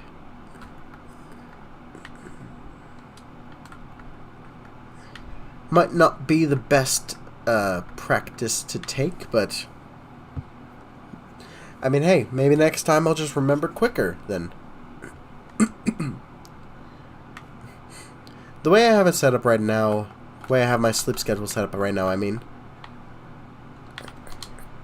I wake up and then 4 hours later I have to head off to work, because occasionally I'll take some overtime. So instead of having just 2 hours, oh come on, instead of having 2 extra hours early on in the day, if I'm not taking overtime, I'll get back from work, and then 2 hours later, I'll go to bed.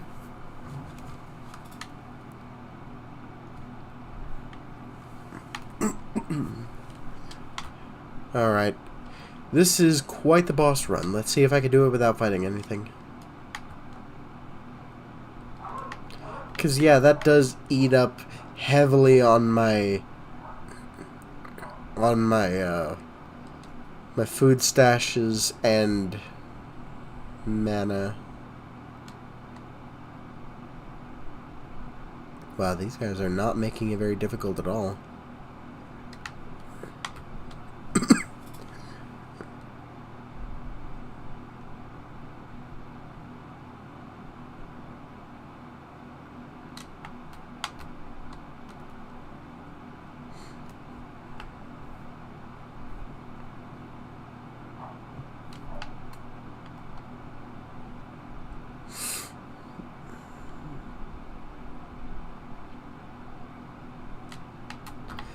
Yeah, I could, I guess, wake up, like, just like an hour before I have to go to work, so that I have only time to,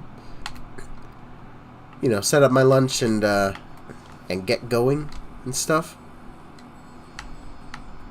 But part of me does also, well, that would mean that if, say, like what's happening last week, and I had to actually do things within the week, then I would have to wake up even earlier, and that would wreak havoc on my sleep schedule.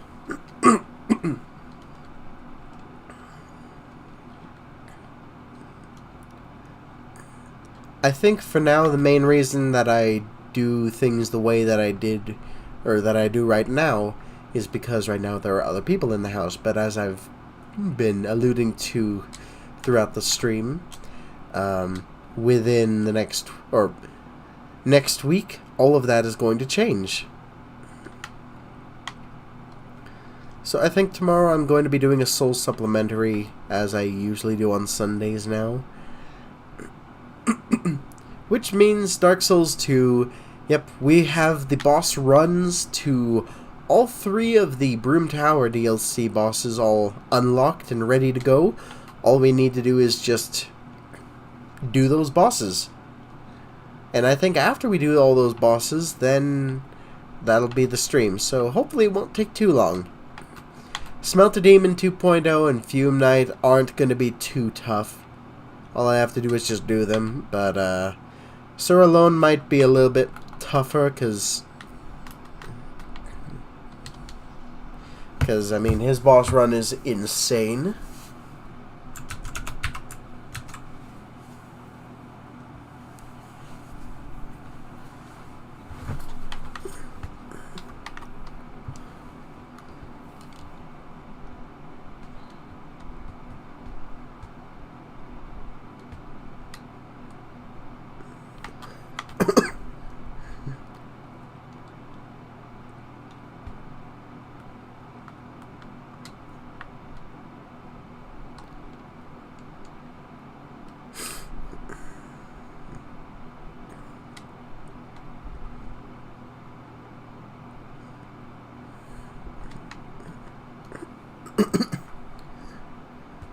I've noticed that,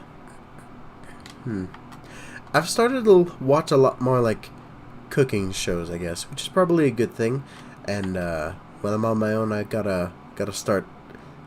Really, I should have been starting to, like, you know, make a lot more food on my own before then, but yeah, I've been going way too... Oh, wait, this is the wrong way to go. Hold on.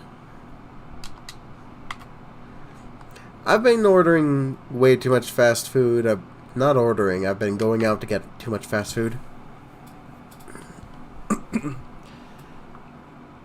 Or I've just been, like, at work, instead of getting a proper, or bringing a proper lunch with me, I've just been going to the nearby gas station and getting food there. Yeah, that's not... I mean, okay, the food there is good, I just don't know how healthy it is. And of course, it's definitely not cheap.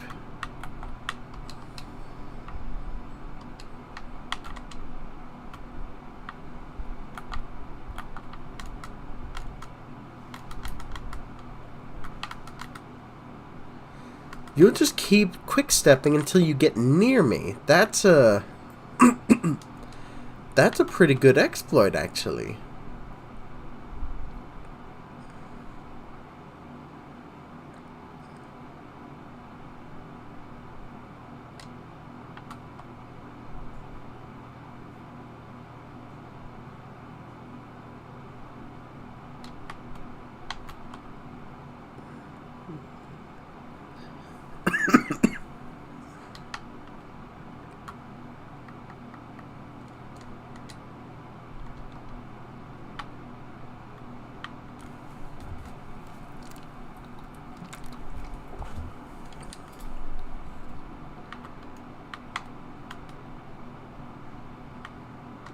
Alright, let's try this. Booga booga.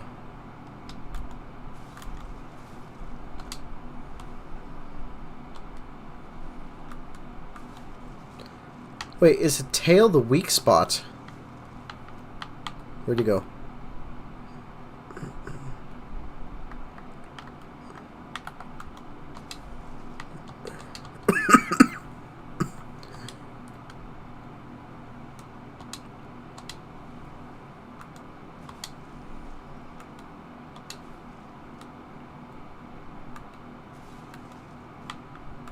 Oh! I cut off the tail. And I don't get a weapon for it all.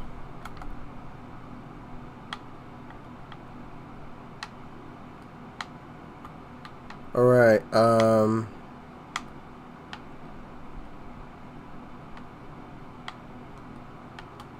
where are you? You coming back? There you are. Let's try Soul Arrow. How do you feel about that?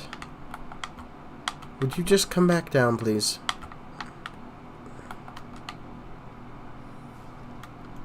Alright, 68 for that. 117, okay. Actually, I think overall I'll just use the Soul Arrow.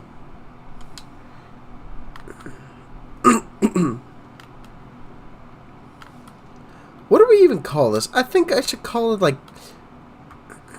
I noticed this issue with Glintstone Pebble. I wouldn't even call it really an issue. It's just sort of a misconception players seem to have. Like, okay, in Elden Ring, Glintstone... Okay, that was risky.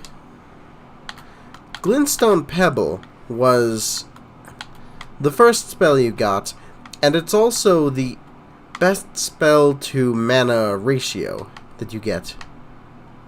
So what a lot of people found is they just, you know, found that the upgrades on Pebble took way too much mana in comparison for marginal damage increases each. And so they just didn't bother. They just kept the older ones, and that's not a good thing because, I mean, you're supposed to use the upgrades. But, well, there's no real incentive to use those upgrades because Because, like, they're just marginal upgrades at best. So, well, that creates an issue where, as you get to the much later portions of the game, then you start, or then you don't, oh. That's a death, okay. I got really dizzy right there. Oh my god. Whoa.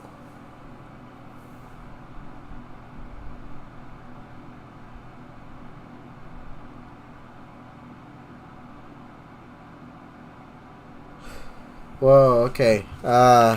Yeah. It's a good thing I'm sitting, because if that wasn't the case, I would have definitely fallen down. Folded down? Yeah, okay. Fell down. Fallen. Oh, geez. That's, Okay, so I'm liking the, how effective the enchant weapon is, so I could try to keep using that.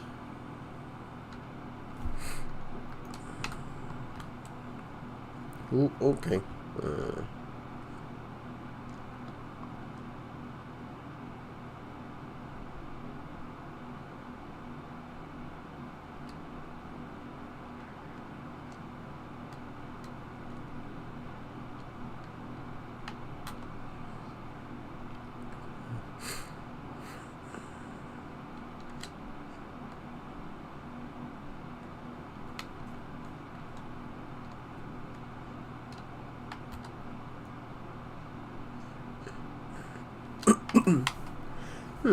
You know, what I mentioned about the, about in RPGs, how the player really needs to feel the impact of their decisions that they make.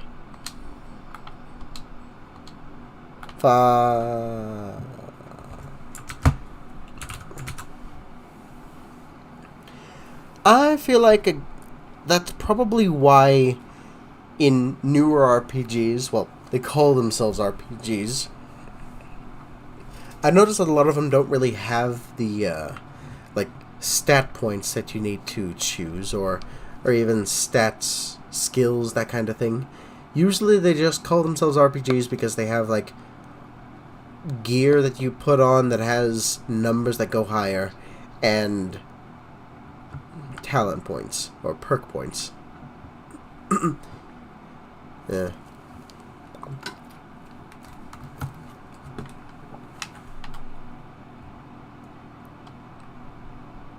Oh, geez, I'm still feeling kind of dizzy.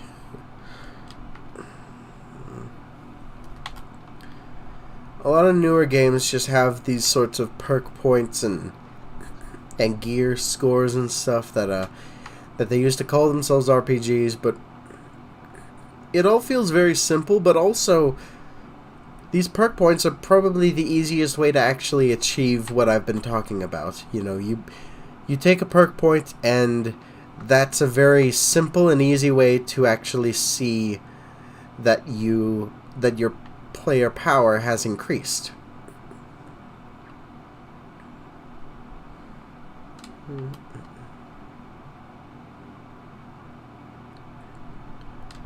So, that actually does kind of tie into what I was talking about earlier, like, in Spider-Man. I can't really think of any specific examples now because, I mean, it's been kind of a while. But a lot of those things that you get in that game, you can't really see yourself playing without, because they're so integral to your moveset. Oh, in Sekiro, the Mikiri counter, it's sort of, well, at points it feels mandatory to get because of just how useful it is for some enemies, bosses. I can't even imagine trying to beat, like, Genichiro or Ishin without having the Mikiri. If you can't tell, I've tried to learn Japanese and failed a couple of times. I should really start up again. I was on Duolingo. I tried Genki a little bit. You know, I watched the, those... I watch those, those channels abroad in Japan. I've seen a few videos of his.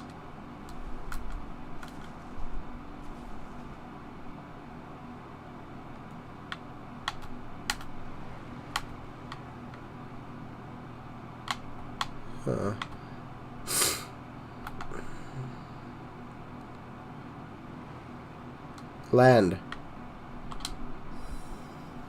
Land, please. What am I doing?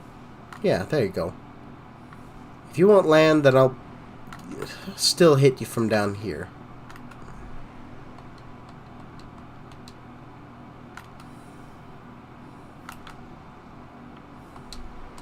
Moonlight butterfly. Butter doesn't fly. Huh?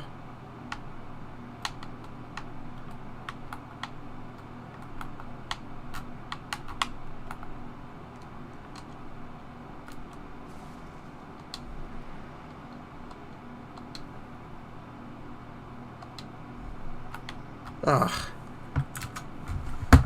That's just cheap.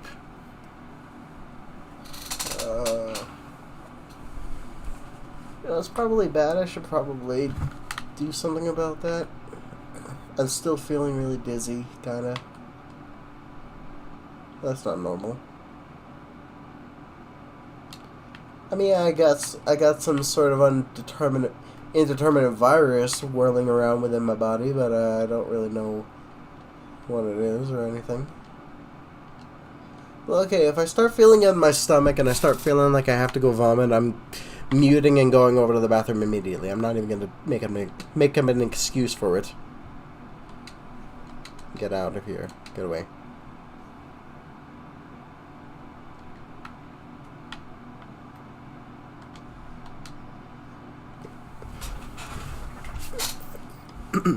Heck, I might even forget to mute my mic when that happens. I don't know.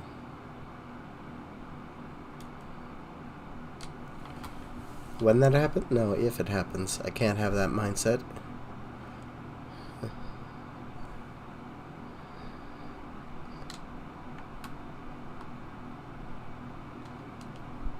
Okay, I know I said 5 hours in the title, but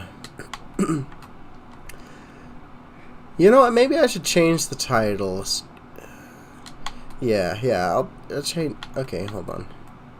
Is anything actively chasing me? Okay. I'll change it to... Oh, my hands are shaking. Some hours. Okay.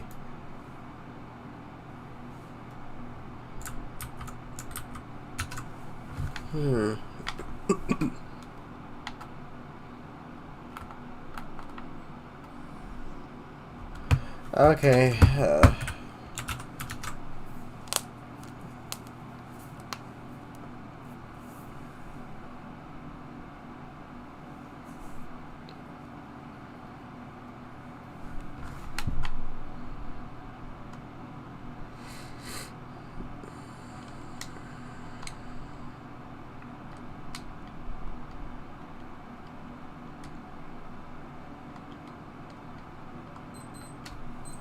Oh.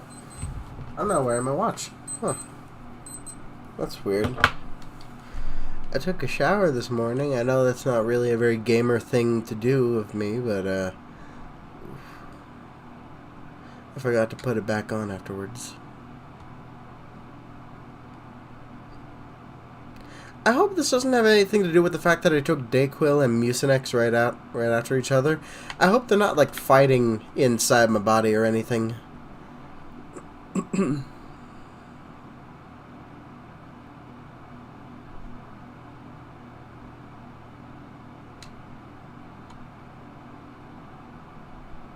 Hey, you know, actually, I think I know the issue. I drank coffee, but I hadn't had any food yet.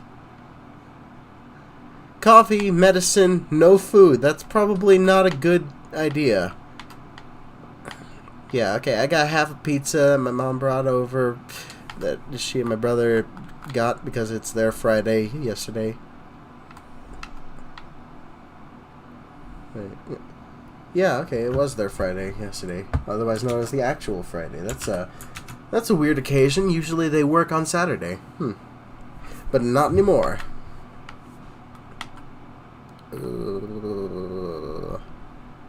Okay, yeah, I saw this coming, and it still kind of surprised me all the same. Okay, so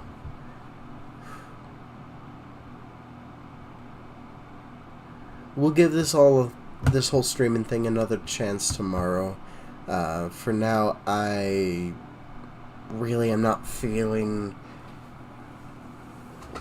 Yeah, I'm starting to get a little worried now, actually. My hands are shaking. I'm still feeling really dizzy. So, if I don't show up tomorrow or the next week, then something is wrong. Next week is going to be my birthday. So, yeah, we're going to be doing more Demon Souls and trying to at least beat Old Monk and try to make it through World 4. That's going to be rough. I'll definitely think of another quote or question of the week next time.